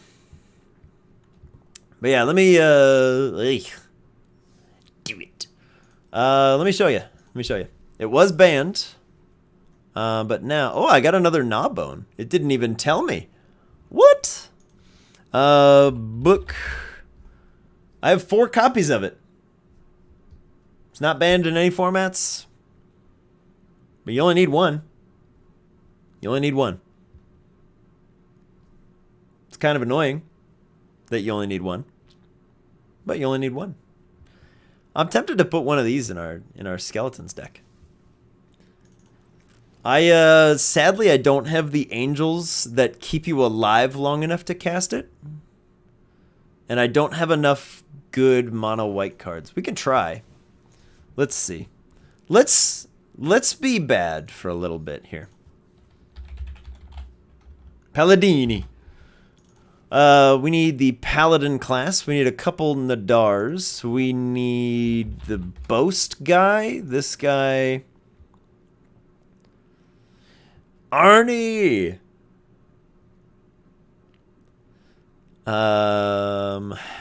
What's the guy? I'm being real non-specific here. I don't play a lot of mono white cards. Clarion Spirit, that's the guy. Skyclave Apparition.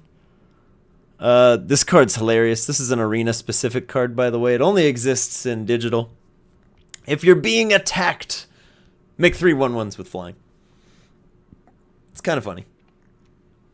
What else do we need? They run a lot of clerics, I think. This guy. A couple of those to sustain us, a couple of these for the beatdown, a couple of those to blow up some problematic things.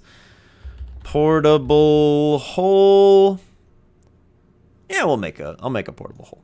That's fine. What else do we need? We need the Maul of the Skyclaves. We need... I don't actually know what's in this deck, so I am heavily just winging this, by the way. I'm just grabbing things that have killed me before. Allseed and the dog. Yeah, if Allseed hadn't rotated out of standard, dude, I'd put him in there. But the Allseed is gone, thankfully.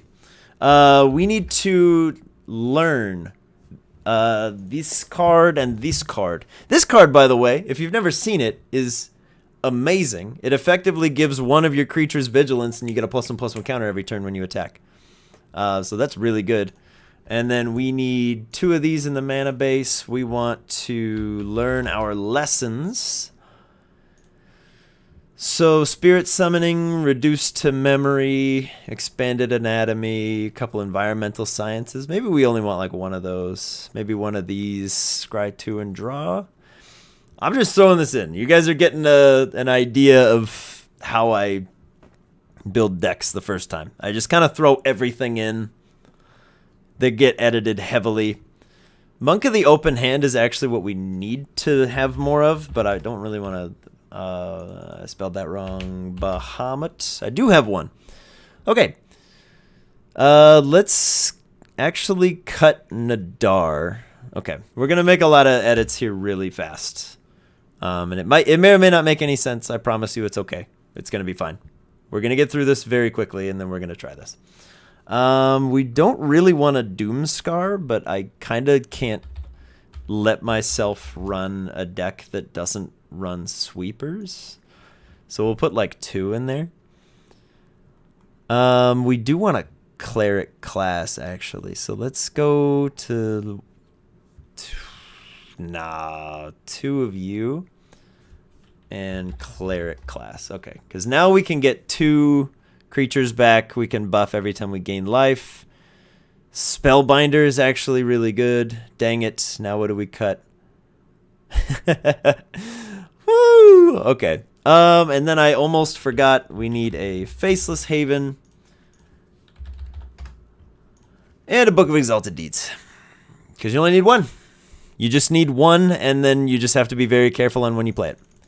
And we're going to cut all of these planes out, and we're going to find Snow Land. Whoopsie day. There we go. Okay. Nah, we don't want writing. We want to be fast. Okay. Yeah, don't worry if this isn't making any sense. I apologize, but I am in no way qualified to explain to you how I build a deck. I kind of just do. Most of them are not good. Most of the decks I build, at least at first, are very, very bad, and I don't recommend that you run them. Revitalize might help us find something. What do we get rid of? I have no idea. Maybe this or this? Let's cut that. We're not really aggro. We're kind of trying to be bad. Let's cut that guy. We're trying to play a bad deck that shouldn't be allowed to exist. No! No, DV York, no! No! Defend the campus. No. What do we need? What do we need? What do we need? We kind of want to buff our creatures up. I don't know. What's in white? I never run just white. What do we do? What do you want? Dancing sword, anyone? Haha! Yeah, we want to be bad. We want to be a bad, evil, horrible, awful, rude deck that can also still win. So cut them all of the Skyclaves. We're going to win with cats. No, we're not. We're going to put 2 of those in there, though. We might be able to do this. Okay, we might actually want to win with cats. Teleportation circle. That's what I'm missing. No. This goes in. This comes in. Potion of healing. That's how they do it. Okay. All right, guys. Just... Here goes. We're gonna try this. Let's be bad. Because then if we die, I can say it's in the name of Let's Be Bad. We're not gonna play this in ranked. Don't worry. What deck? We'll use these sleeves. Okay. What am I? There's an angel that we need. I only have 1 of it, but we need this. And this. Okay, cut some of the aggro cards. Get this thing out of here. I don't want to win with that. I want to win because they can't remove our land. Because that's how you do this. This deck, by the way, was banned for a reason. I don't know if I'm going to be able to pull it off. I've never tried. Legion Angel is also very good. So the point of this deck is you play a land that has every creature type. Then you play a card that says, exile this card. An angel you control gains the ability you can't lose the game. You put that ability on your land, and unless they're one of the 2 decks ever that runs land destruction, you can't lose the game, and they can't win. So if my life total goes to negative -1 billion, it doesn't matter, as long as they never get rid of that land. So we're going to try to do that. I've never done it. It's been done to me 2 times, and then it got banned, and now it's back. So I think 1 time was before it got banned, and now it's after. But this is fine. It also shuts down control decks, because spells that they want to cast on your turn cost 1 more. And we appear to be up against the Izzet deck that I no longer feel bad about playing this deck against. But they're going to think that we're mono white aggro, but really we're going to pull a sneaky on them and not be. Oh, just kidding. They're blue black, so they're probably some element of control, but this is going to shut them down pretty hard. So let's just play this and say go. So if they want to cancel our spells or kill something, it's going to cost them an extra mana if they do it on our turn, which is what control decks like to do, is kill your stuff on your turn so that they can do stuff on their turn. Mostly prep their kill spells. Oh, it's Merman. Ugh. Ugh. I don't feel bad at all. Ew. Okay, learn. Find me a land. Swing. Get a plus opposable counter. Untap. It's a 3/3 now. Boop. We're on the right track. I'm gonna be really mad if this horrible deck that we threw together in 2 seconds is better than the deck I spent like a week fine-tuning and crafting. But that's my life. Okay, please don't mill Faceless Haven or the Book of Exalted Deeds or we lose. Okay, he milled a land. No! No! Our guy! No!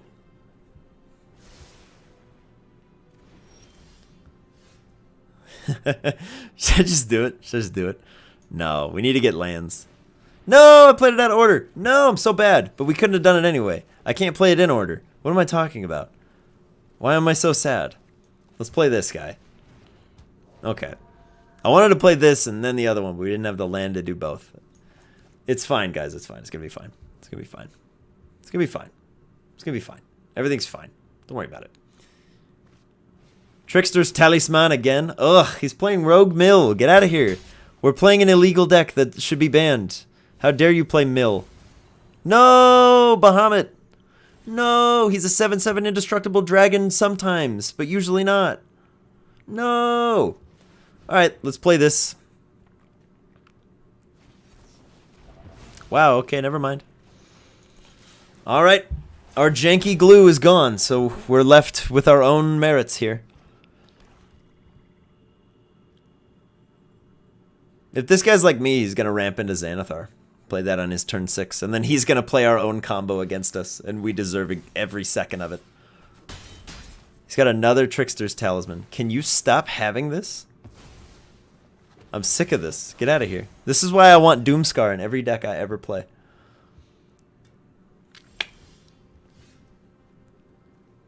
Well, we don't have a lot of manas, so let's play this.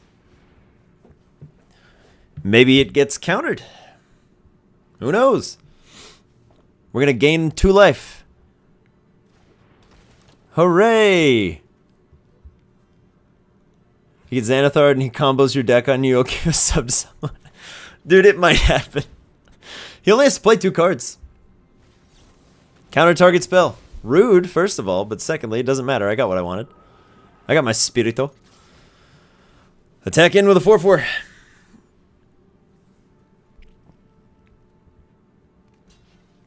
I do have a Xanathar deck, but Xanathar is just too slow of a card for the meta right now because it loses to extra turns, like everything else. It's kind of hard to win if you never get a turn. It's a little difficult. Cridle of Baldur's Gate. Okay, so he can pay 2 and things can't be blocked. Okay, but if he does that, it means he's not doing anything else.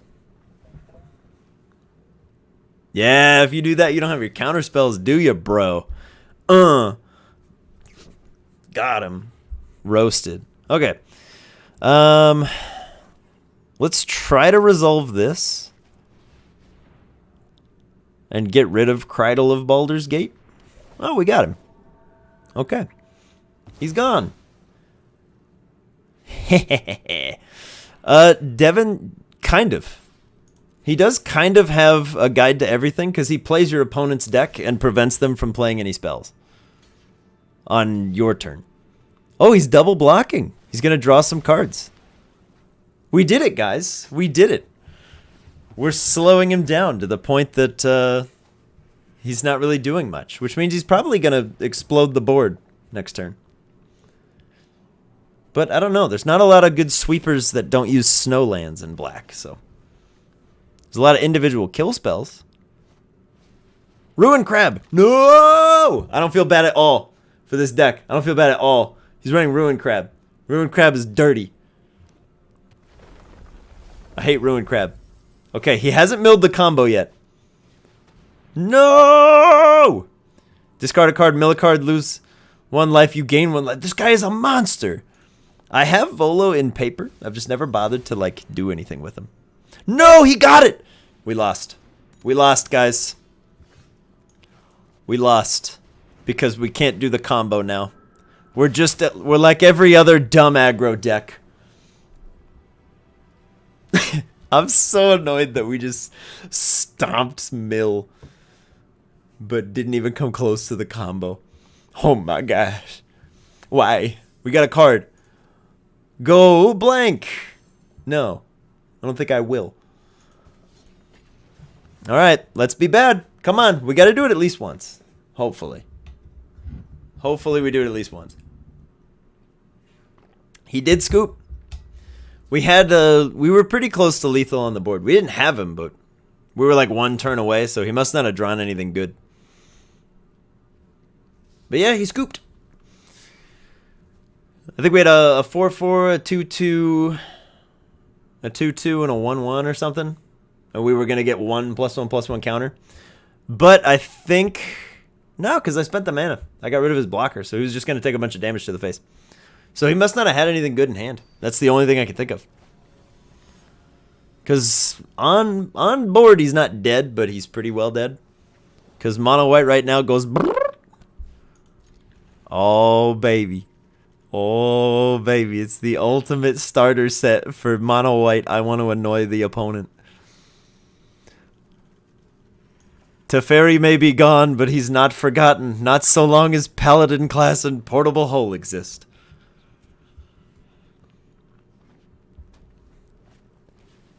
It's mono red, guys. Oh, this is gonna feel so good. Bye. Bloop. Eat that goblin. That's gone forever. Is he Boros or is he mono red? By the way, just in case, Boros is red-white. There's a lot of words I'm going to throw out a lot of the times. Most of them just mean color combos. I promise you it's okay.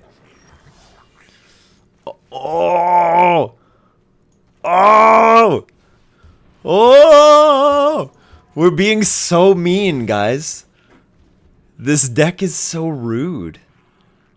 Who made these cards? Ooh, tiny dog. Hold on. Come here, tiny dog. Come here. Come here. Yeah, come here. Come on up. Oh, look who it is, guys. Yay! She's been napping in another room for so long, but she's finally awake. Hooray! Hey, you. You're finally awake. You were trying to cross the border. Bloop. Hi. Hello. Oh, you're so cute. Hello, puppy. She's been so sleepy today. We put her on a different bed and she just buried herself in pillows. And then just didn't want to move all day. Yeah, I'm not going to block that. That's fine. I have no intention of blocking that. Oh, but I do have an intention of drawing a card, gaining 3 life. Oh! Oh! Gain life. Gain life. Bloop. Bloop. We're just going to gain life, baby. She is much smaller in person. She does look quite large. She is very tiny. She is a mini poodle. Very small. Hot poods. Okay, so he can buff his critters here. And I don't really care if he does. Because, again, I'm not trying to win with mono white life gain. I'm trying to win with a combo that should be banned. But it's not looking so good. Hi. Hi. I see you. I see you. I know, hello. I'm very excited to have you along, Poods. You're my faithful co-host, Rebecca Jean, aka the Poodle, aka Poods. Oh! Oh! Oh! Hi. What you doing? Hello, monkey. You're so cute. Oh, she's very sleepy. I know, you probably just want to go on the bed, huh? You're like, actually, I came in here to sleep on the bed, not in your lap, but I just love you so much. If you love me, let me go. Sorry, couldn't resist. We need a Doomscar, and it's not in the deck. We need a Doomscar, and it's not in the deck. Send help immediately. All right, bring a creature back. Gain life equal to its toughness. It's a Skyclave apparition. We banish this goblin, and now we have a 3/3 blocker, and we gain 4 life, and then he's a 4/4. This deck is doing it. That song slaps, dude. It's the best friend of an emo teenager. It's just an aggressively over the top song. He might have the... No, okay. He has nothing. We're doing great, guys. We're doing great. We are still just a mono white deck because I don't think I have enough copies of Faceless Haven. Oh, you know what I need to do? Okay, I can fix it. I can fix it. I figured out the fix. Don't worry, guys. I don't know what we take out for it, but I know what we put in. There's 2 cards that let you search your deck for snow cards. So we can just go get Faceless Haven and we can go get the book. Let's get rid of this guy. Uh-oh. Puppy, you hear that? It's the Popo. The 5-0. The Heat. Gain life, baby. Buff our other guy. Oh, okay. Here you go. Here you go. I think we're dead. We might be dead from here. We'll find out. He doesn't have any cards in his hand, though, so we'll just kill the largest one and block a goblin, because you can buff those goblins. Alright, gang. We might be in here. We might be still okay. Oh, it's a flyer that doesn't do anything. Aww. But it blocks, so I can't be too mad. No attacks. Gain 2 life. Buff the thing that'll give him a blocker if it dies, and we're fine. We're doing okay. He has 8, 10, 12 power on the board, and I can block 2 less of it now. Alright, well. Yeah, you probably don't want to swing at that guy. At all, dude. Okay, we block there and there. He doesn't have any cards, and he doesn't have any way to do anything, so we're feeling good. We're feeling good. Alright. We just need a couple more blockers. We need a way to stay alive. I really want to pull like 3 more of these, but 0. Should I do it to him, guys? Whenever you attack, it gets +1/+1 for each other attacking creature and gains double strike. No, I don't think we can afford to. I think we just need to do this. No attacks. Gain 4 life. Put a +1/+1 counter there and a +1/+1 counter there. Alright. Skyclave Apparition has always been good and will always be good.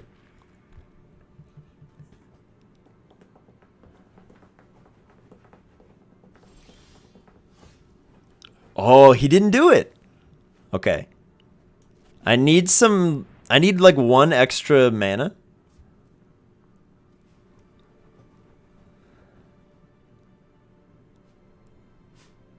I need 1 extra mana for both of these. But he has to kill this thing, or it's going to grow so quickly that he'll never be able to stop us. Because now when we would gain 2 life at the end of our turn, we're actually going to gain 5. So please hit resolve, sir. You have a Hobgoblin Bandit Lord trigger that is holding priority. That taps for 0 damage right now. So if you could please yes, hello. Hello, Bedmesser. Yes, are you annoyed? I know, I'm sorry. I know. I made a mess looking for Volo's guide, okay? I'm sorry. There you go. Alright, you can have the whole bed. No attacks. Gain 5 life. It's only a matter of time before this red deck scoops, guys. I'm just telling you. It's not every day that a red deck has any way to deal with you gaining 5 life a turn or having massive blockers. Oh. Oh, just do it. Just end him. Just end him. Just kidding, I can't. Except I can now, because I can untap the Angel of Vitality. Ugh. We're not winning the way I want to, though. But now that I know how to do it, just got to figure out what to take out of the deck. Maybe this guy and these guys? I don't know. Because right now we're just mono white life gain. But I can search for things. Let's go get a land so that we can at least close this game out sometime soon. We're also going to gain just a bajillion life, dude. I don't know if he means to be roping, but this is going to hold priority every single turn. Haha! +1/+1 counters all around, everybody. Yeah, I want to believe that they're not roping on purpose, but they just don't realize that their 0 damage ability is going to hold priority every single stage of every single turn. But some people are just like that. We're also now up to 20 life, and I can smack him in the air for 8. And gain 5 life. God, it's so good. It's so good. Why is this deck better than the one that I spent a whole week making? You know why? Because I didn't think about it. I just put good cards in the deck instead of trying to make a super complicated combo. The combo in this deck is play either of these 2 cards and you win, because you just gain life forever. This card is also just really good. Excuse me, sir, you're roping again. There you go. Your rope is showing. Please put it away. There are children present. I'm kind of surprised he's still in, because he can't win from here. There's not a red card that gets him out of this. Because even Meteor Swarm now kills 1 Skyclave apparition. Does 8 damage to something? Does he have artifact destruction? Because if he does, he can blow up the Cosmos Elixir, which is great for him and horrible for me. Nope. Swarming goblins. Make 2 more goblins. You can do 3 damage to something with your Hobgoblin Bandit Lord, but you don't have any mana. Oh, buddy. Oh, buddy. Buddy, we're going to do this and you're going to die. Sorry. Oh, buddy. Oh. Terrible. You hate to see it. Yep, there it is. He's realized. Okay. Now that that's over with, get that out of here. Okay. We are gonna put 2 cards in this deck that will help us find our win cons. It is Search for Glory. Yeah! Okay, we're gonna put 1 card. I only have 1, which is kind of a bummer, so I can find one or the other. Let's cut you. Honestly, that's fine. I don't care. That's a really good card, but I don't have enough angels to make it really matter. We only have like 3 angels in this whole deck. Okay, we're gonna find it. We're gonna find it. If I draw Faceless Haven or the Book of Exalted Deeds and Search for Glory, I can go find the other one. We're gonna do it.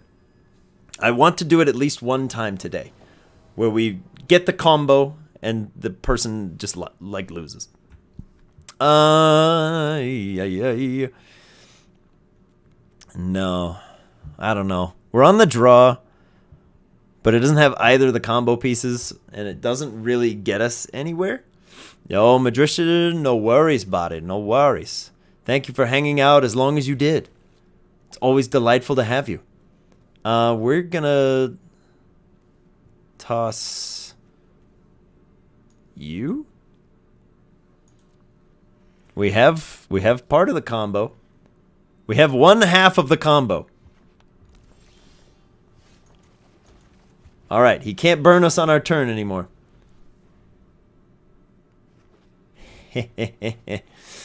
No, Devin, you see, the secret ingredient of the secret ingredient soup is you just play Magic Arena and you don't put any money into it. Put no real life dollars into this game. I wish I could tell you that I've put no money into this, but I haven't done it in the last 3 years. I did buy a lot of packs and cosmetic things early on. Dude, we mulliganed to find land, and there's no land to find.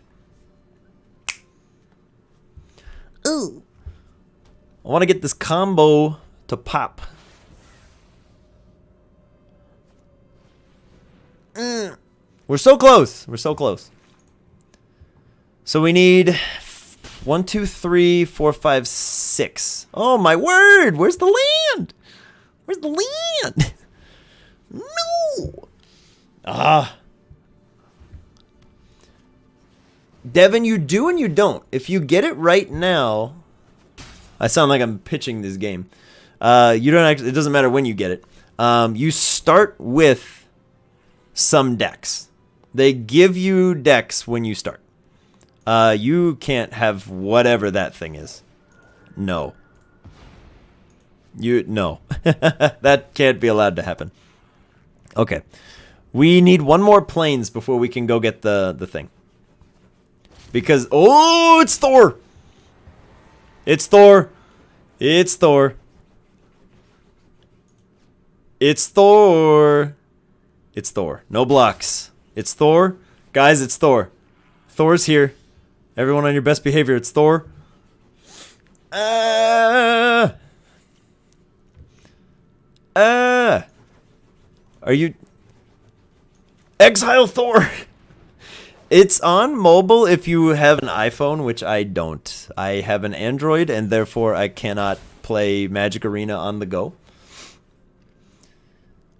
Yeah, Devin, there's a lot of good ways, but the decks they give you this time around are actually pretty solid. They definitely need some help. But if you believe the people that talk about the matchmaking ability, is it attempts to match you up. That's horrible. It attempts to match you up against people that have the same amount of rares and mythic rares in their decks that you do. However, it does not take into account that some of those rares and mythic rares are much better than some other ones. Boop. Well, let's play a blocker, see what he's got. Let's exile that, see ya. He can still cast it, it's just going to cost him, 5. 6 if he wants to do it on my turn. No! Alright, we might die because we just haven't found a single land, which is kind of horrible. Because there's 24 lands in the deck. Thank you. There you are. Where have you been? Now that we're dead. Let's gain 3 life, draw a card. Does it save us? No. Run. Good game. Get out of there. Ah! We needed to draw a land, man. We need to draw a land. But there's something in my head that says never mulligan down to 5 cards because you'll just kind of lose. Which is not always true, but it definitely seems to be the case a lot of the time. Come on, baby. Get there. Get there. Eh. Eh.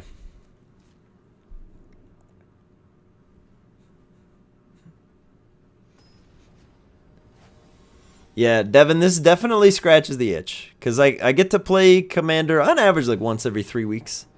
That's just the way that most people's schedules tend to round out. We have it. 3 white, pay 3 white and tap it. Put the counter on the angel. So if we get to 9 mana, we can play the land, make it a creature, play the book, activate the book. Otherwise, we can just do them on different turns. But I cannot risk them being able to kill it. So we're going to play the Potion of Healing. We need to draw lands, man. Why can't we draw lands? There we go. Thank you. Thank you. Complain enough and you'll draw your lands. Okay. Play out everything that could possibly draw a removal spell from the deck that we spent all day playing. Field trip, he's going to go find a way to blow up Sparring Regiment. That's fine. You can do that. Just don't blow up my Book of Exalted Deeds. Just kidding. He went straight for Mascot Exhibition. Ascot Exhibition. Dude, Devin, we can make it happen. We can make some Commander games happen. I'll bring Christopher over and we'll make it work. We'll play some Commander.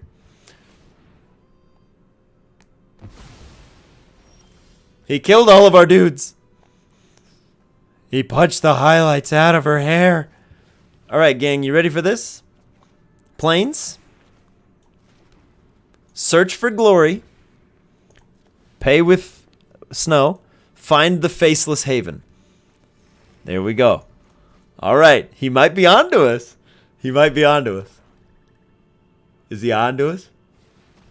He played Lolth. He doesn't appear to be onto us. Okay. Here's what we're going to do. I'm going to throw him off the scent. Okay? I'm going to throw him off the scent. Yeah, Devin, that is the guy that we played Sea of Thieves with.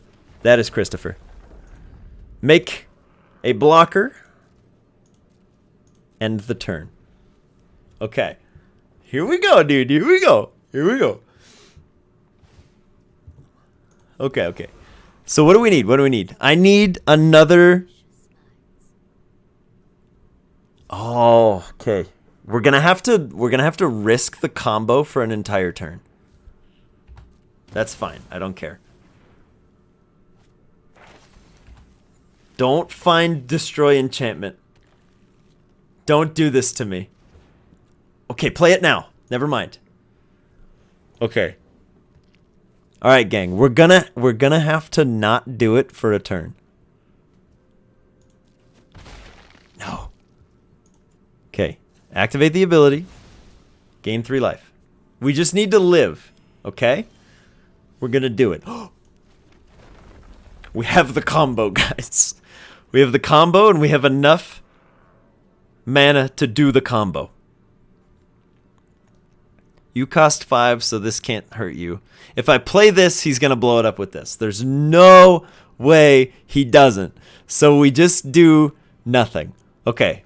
We play this, we make it look like we're an idiot, and it's fine.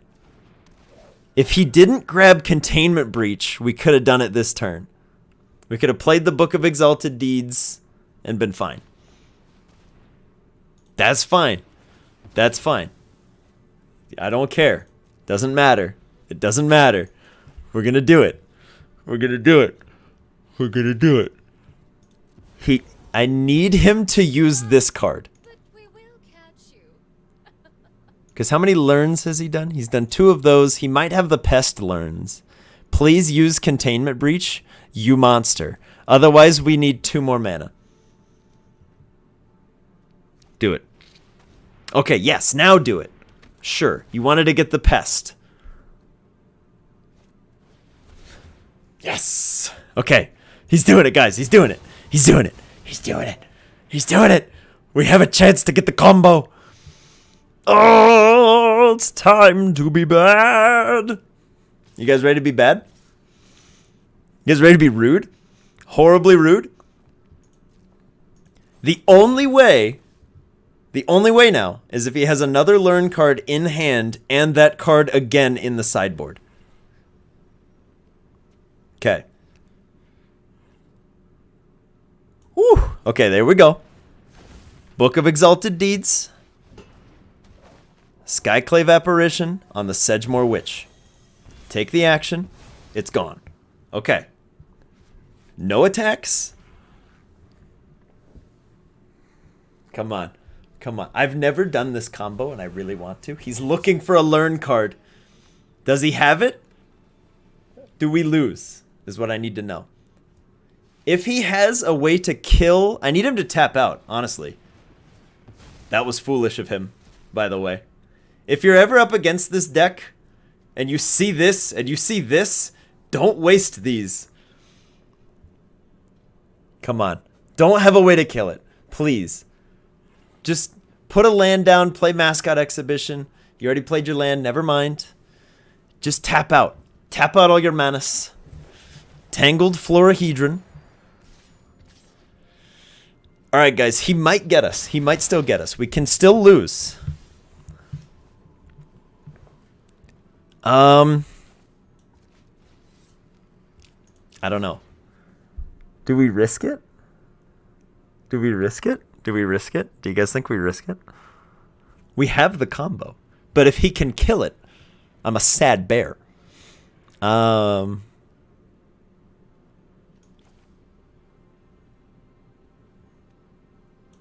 don't know. Do we just go for it and scoop if he hasn't? I don't know what to do. Okay, here's what we're going to do. Attack Lolth the Spider Queen. With a 3/3 Vigilant. You're not wrong. We do die if it works or doesn't work anyway. Okay, resolve. I will get what I want. I can do this at instant speed, right? No, only as a sorcery. Good lord, I'm an idiot. Okay, come on. Come on. Come on. This one. Target this angel. Exile the book. Can he kill the land at instant speed? Okay. No! No! No! We had it! We had it! No! We had the combo! No! Oh, okay. Dang it. He had it, guys. He had it. He had the flunk. Dang it.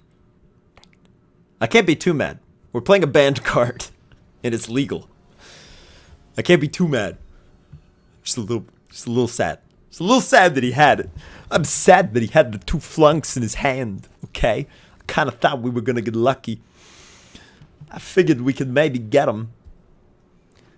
Yeah, he had 3 of his 4 flunks in his hand when we're sitting here casting spells. It's kind of a bummer. Alright, well, here we go. Next turn, sparring regiment. Okay. Well, you're dead. So we'll do this instead. Alright, learn, baby! Find me a land. Find me a land. I almost feel like we need to be in a dual color deck, but it's really difficult to have 6 open plains sources on any given turn. It's a little tricky. Bloop. Alright, well, let's draw out all his removal, shall we? Woo! Christopher Walken plays Arena. I would watch it. Did you guys ever watch the Christopher Walken throughs from back in the day? Those are pretty good. This guy would just talk like Christopher Walken, but he'd play like Mario. Those were great. He does have 5 mana right now. And he's going to use 1 of it to kill our clerics. Stop it! Stop it. I kind of need those, I think. I don't know. Oh! Now that's a card that I have 3 removal spells for. Bloop! See ya. Oh my word. Guys, if you've never seen that card, it's really good. Whenever you cast an instant or sorcery spell, return a creature from your graveyard to your hand. He also has double strike. You can also sacrifice any number of creatures. It costs 2 less to cast. That way you get a 3/6 with haste that deals 3 damage to each opponent every time it swings. Horrible. But we're going to play this. And we're going to blow that up. See ya. Now you have nothing. And we're going to attack. And our sparring apparition. No! Don't scoop! We didn't do the combo! No! No! For shame, sir. For shame. For shame. We must do the combo today. Feeling it. Gotta get it. But no, all jokes aside, we'll try a couple more times before we wrap for the day. As much as I really want this combo to pop, your homeboy's got to get some stuff done. Got to edit the next session. Got to keep things moving. Got to get it going. Got to get it moving so that we can come back on Wednesday and play Unite and not have to worry about finishing editing. Woo! Oh! Oh! Yes! We can do it! Come on! Come on! Draw the land! Draw the land, I beg you! Okay, we have a sweeper. A sweeper-deepery-doo, if he has a way to cause problems. Valky! He knows! He's gonna know. He's gonna know what we're going for. Loki, get out of here! Get here, Loki. No! Does the other side do anything to lands? No. Okay. Crackers. We need a land. We need a land so badly. Please draw a land. Guys, we just can't get land today. Well, he's not going to block this, and if he does, it's better for me, so. Go ahead. No! He knows that he knows the combo. He knows what we're going for. I just need a third land and I can do it. If we get a plains, I can do the combo on as soon as we get a sixth land. But I can put down the Book of Exalted Deeds or look for the Haven. Can't get a land, baby. No, there's no land in this deck. I don't know if you guys know this. I forgot to put lands in my deck. Two for 11 is pretty low. Pretty low land count.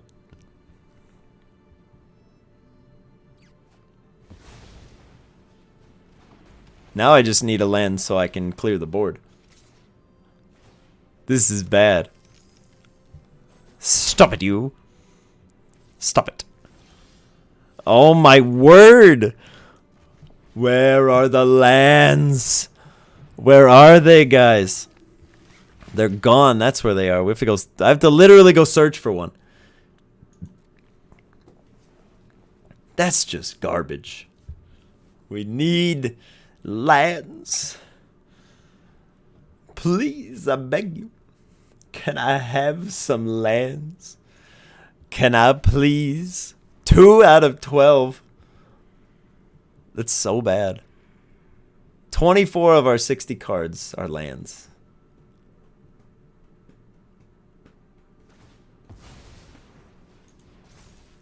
Here he comes with the Hive of the Eye Tyrant. Alright, well, we're going to block. The Hive of the Eye Tyrant. And we're going to see what happens. Life is much harder if that land is still here, so. Oh my god. It must be really cool to have like lands that you can use to cast spells. What do you think that's like, guys? Oh, let's find out together. Bloop. We did it. We did it. Ugh. Ugh. Oh. Herk. Okay. It's still not a land. It's still not a land. Where are the lands, guys? Where are the lands? Where are they? They're in the deck. I just looked at them. I just saw them. But where have they been? Where have they been? I'll tell you where. Gone. They've been hiding because we're playing this cursed card. Okay. Let's delete Goldspan Dragon because I don't ever want to see that thing ever again. Cards in every deck. Get it out of here. It should be in this deck. We would be much happier if we had a Goldspan Dragon. No. Oh, gang. Oh, gang. You hate to say it. Okay, he's rebuilding quite nicely.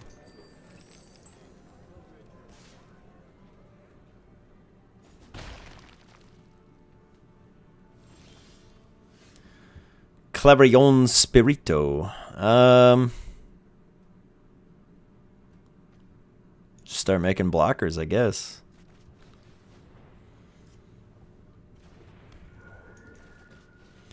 Alright. Put down the cleric class and hope it's enough to live. I have my doubts. Okay. So we're pretty much just going to be blocking Goldspan Dragons. Probably for the rest of time. Hive of the Eye Tyrant coming out? Nope. Okay. Then we'll just take 2. Seems fine to me. Shambling Guest. Okay.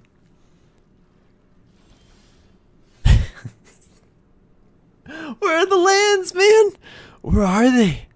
Where are the lands, dude? Where are the lands, man? Where are they? Where are the lands, dude?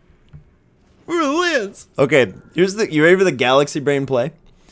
He's gonna sacrifice both Shambling Guests to the Skullport Merchant, right? Because he's not paying attention, and he's gonna -1/-1 the Skyclave Apparition, right? You following me so far? This is gonna be nutty. If I'm right, this is gonna be hilarious. Hit the Apparition. No! Okay, he didn't do it. So there's a funny thing you can do. Skyclave Apparition, if you've never seen it or you're new to Magic, it says it enters the field. You exile a creature that they control until this guy leaves, and when it leaves, they get a spirit. But if they kill the apparition before it exiles the creature, it just exiles the creature forever. And they don't get it back. And some people don't read that. So sometimes they'll take the opportunity to kill this before it resolves. And then they become sad. Orcus, no! He got it anyway. He got it anyway, guys. We still haven't found a land. Where are the lands? I swear they're in the deck somewhere. Let's look at them. Ready? Look at all the lands. Look, they're everywhere. Wow. Oh. All right. Well, let's just get rid of that. All right. Will Orcus kill us before we find another land? Probably. Because the problem is I need specifically white mana. So the Faceless Haven doesn't do anything for the combo. We're stuck. We're stuck, guys. We keep drawing the combo, but no lands. It hurts my soul. Lands are overrated. Okay. It's a land, but is it too late? Yes. It's a rhetorical question. It's absolutely too late. Because we do just sort of die here.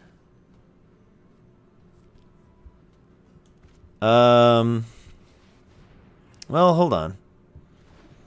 Let's not be needlessly reductive. We pop in here. We gain 4 life. We could just have been playing this to live. Probably shoulda. Okay, let's run. Let's run from the dragons. The dragons have us. Alright, guys, we're going to try one more time. If we don't even come close one more time, we'll end it there. Someday we'll pull off this banned combo before it gets banned again. I'm hoping it gets banned again very soon. But who knows? I have my doubts. Because it's been weeks. It's been weeks and weeks and weeks. They did like a super long maintenance on the game, and they accidentally unsuspended the card. We have 3 lands. And a way to get a 4th. And a way to gain life. And a little bit of defense in between. We have a chance, guys. We have a chance. This is just like one of the strongest boys ever printed. Gain 2 life, destroy an enchantment, or exile a card from a graveyard for 2 mana. Very strong. Re-go, 1 go. You're up, buddy. Oh. Alright. Oh, yeah. Now we're going to draw nothing but lands, huh? Oh, I can't wait. I'm so ready. After these last couple games, I'm excited to just have land. Oh, hello there. Let's put this guy down. So this guy's a problem. He can recur. We need to save this guy. This is our skeletons deck, by the way. But probably much better, because it runs this guy, who's also a skeleton. And can come in as a 5/5 instead of a 2/2. He can be very big. We're going to take the 2 to the face. And we're going to be fine with that, because we have to be. He's got 3 manas. What's he going to do with it? Choice is yours. Re-go, 1 go. He did nothing.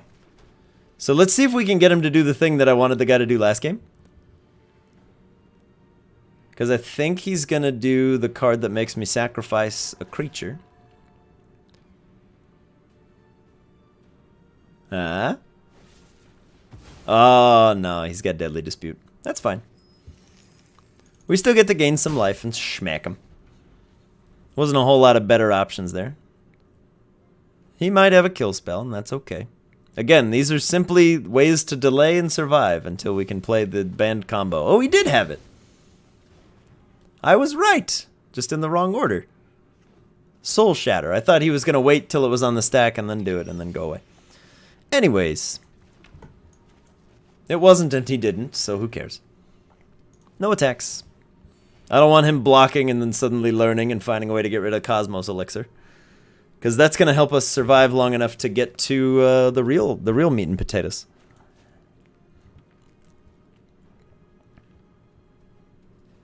If he swings and doesn't kill this fella, we can do Sparring Regiment and start hitting him in the face.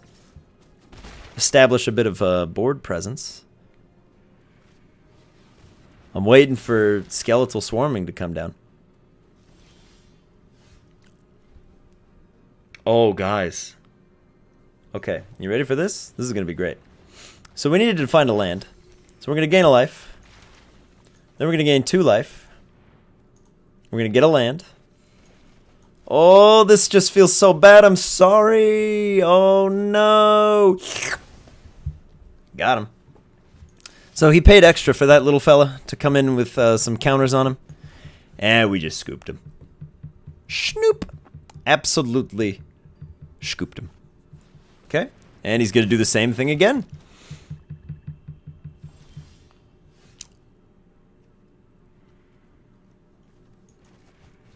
Yep. Let's go ahead and put that down and just go ahead and plop this down. And telling you guys, we're not going to be land screwed this game. No siree, Bob. Bloop. No attacks. Gain some life. Draw cards. Feeling good. We're up to 7. We are very close to being able to get the combo pieces and then win. So we can... No! Remember when I said we're very close? We're a little further away now. Ah, and he milled a land. How dare you? How dare you, sir? The usurper. How dare you, dude? How could you? We got him again. We got him again. We got him again.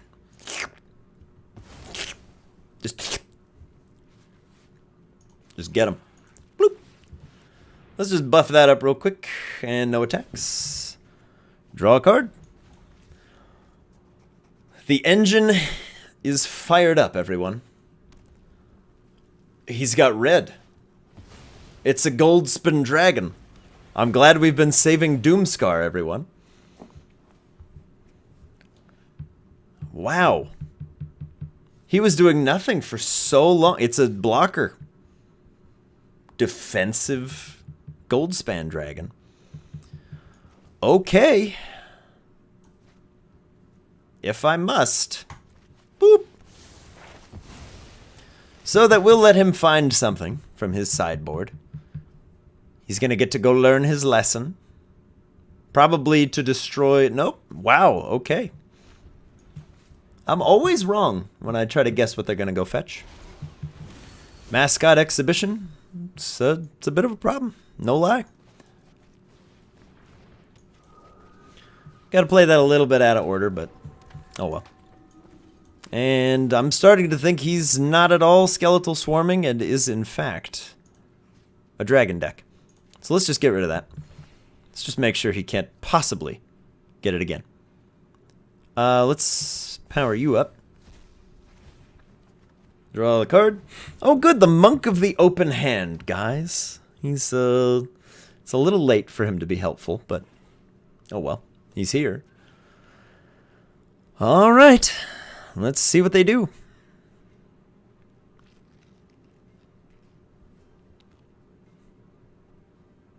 Who knows? Professor Onyx. That's Professor Onyx. You lose 1 life. Look at the top 3 cards of your library. Put 1 in your hand and 2 in the bin. What's he throwing away?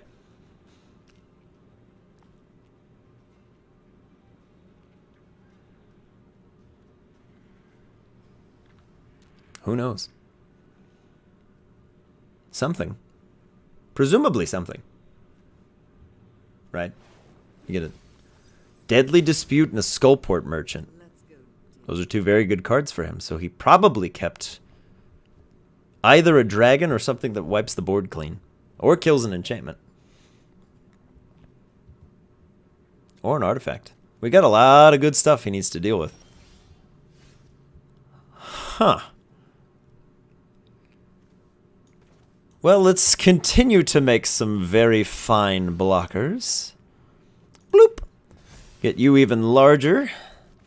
Then we'll play you.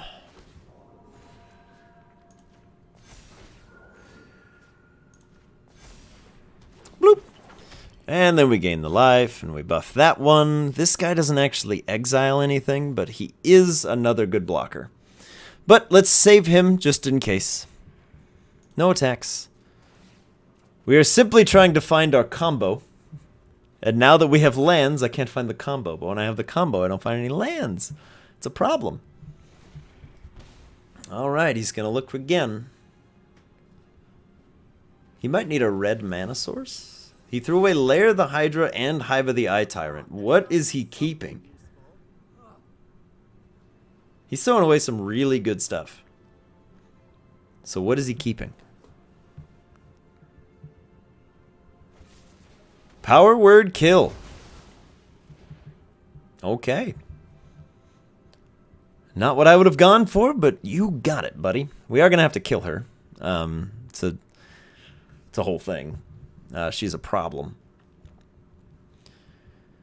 Because if she ultimates, we pretty much die. It empties your hand and does a whole bunch of bad stuff. It's generally a bad idea. Okay. Foretelling something. An eye twitch. Okay. We're just going to exile that. A land! A land! Yes! Oh, you guys ready to finally have some fun here? You ready to have some fun this match? Hopefully. Hopefully he can't kill this thing at instant speed. It'd be very sad. We might have him. He's reading. He's reading the card. Reading the card does typically explain the card.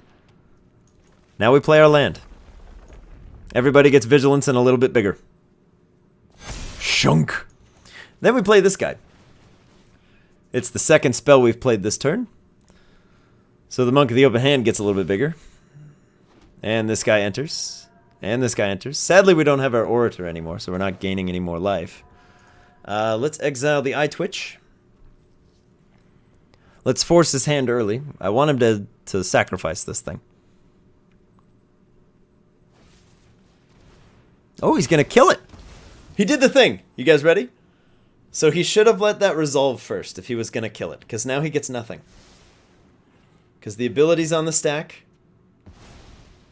And it's gone. Because he dies before he's technically ever on the field, because Magic is weird like that, he doesn't get his token. Boop. And we're coming in at Professor Onyx, and we're going to buff you. So either way, we're going to put Onyx down to 1, so she can't make us sacrifice anything. Boop, boop, boop. Because again, I don't want to win like this. I want to win like this. The Exalted Deeds in the Faceless Haven. I want to win by not being able to lose. We can do it. I have faith. No! Okay, we may have waited a little too long. Oh, what's he going to bring back? Does he have anything good? No, he doesn't, because we exiled the dragon. But he is back up to 20 life. Actually, I think he's always been at 20 life. Pretty much. Anyways. Oh, wow. Another Onyx and an Eye Twitch into the bin. Alright. I respect it.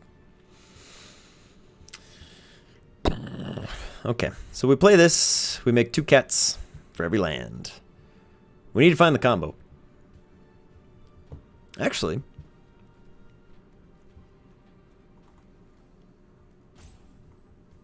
Can we get anything back?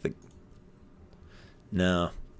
Nothing we can get back with the Cleric class will fetch the combo for us. So for now we chill. Okay, play another Felidar Retreat. Play a land. Make a creature. Make a creature. There we go. That's the plan now, guys. That's the plan. Until we find... No, you're not the combo. We're halfway through the deck. And we haven't found the combo pieces or the way to find the combo pieces. That's bad. Okay, never mind. New plan. Bring the cleric back. Blow up skeletal swarming. That's the new plan. We've changed the plan. We've altered the deal. Kill that thing immediately, because that will eventually get through us. Den of the Bugbear. Okay. That's also a little bit of a problem. Yeah. Okay. We're going to slow down here for a minute, but... Where's my fella? There he is. Bloop. Snoop. And gone. See ya. Put a +1/+1 counter on this cat. We're going to kill Onyx this turn, by the way. It's going to be good. It's going to be very good. But before I do that, I would very much like to have another thing on the field so that it gets benefits. Let's blow this guy up. Have you learned not to kill me before you go away? Even better, he's going to tap out. That's beautiful. Okay, now we play our land. Now everybody gets vigilance and a +1/+1 counter. And we'll make a beast after that. So the beast will happen first, then the +1/+1 counter. And then we send 3 at Onyx and 4 at the face. We got to keep the pressure on. And we'll make it 4, why not? Could have sent 5 at the face, but I need more things to be able to live. You can hang out for now. Draw a card. Okay, it's a card that draws a card. It's not the ideal, but it'll get us there. Oh no! He's got another skeletal swarming.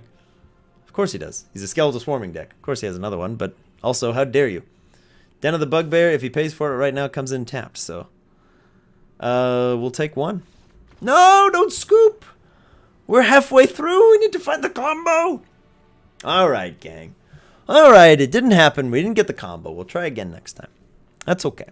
It's an illegal combo, we shouldn't be trying for it anyway, but it just felt like the right thing to do. Everybody was asking for it. Let's apply our Mastery Orb. For clattering skeletons. Awesome. Never even used that card. But we have it now. We have the alternate art for it. It's beautiful. Look at that. We should put those in the skeleton deck. Anywho's, I want to thank you guys for hanging out with me today. A little bit of a longer stream. But that's okay. It happens when you're playing Magic. You get carried away.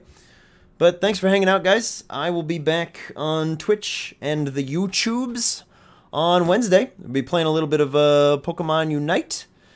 If the games go the way they have been, we might pivot to something else after. But we'll see. We'll see how it goes. We'll also see how on point I am with getting editing done, etc. But I love you all very much, and I'll catch you next time.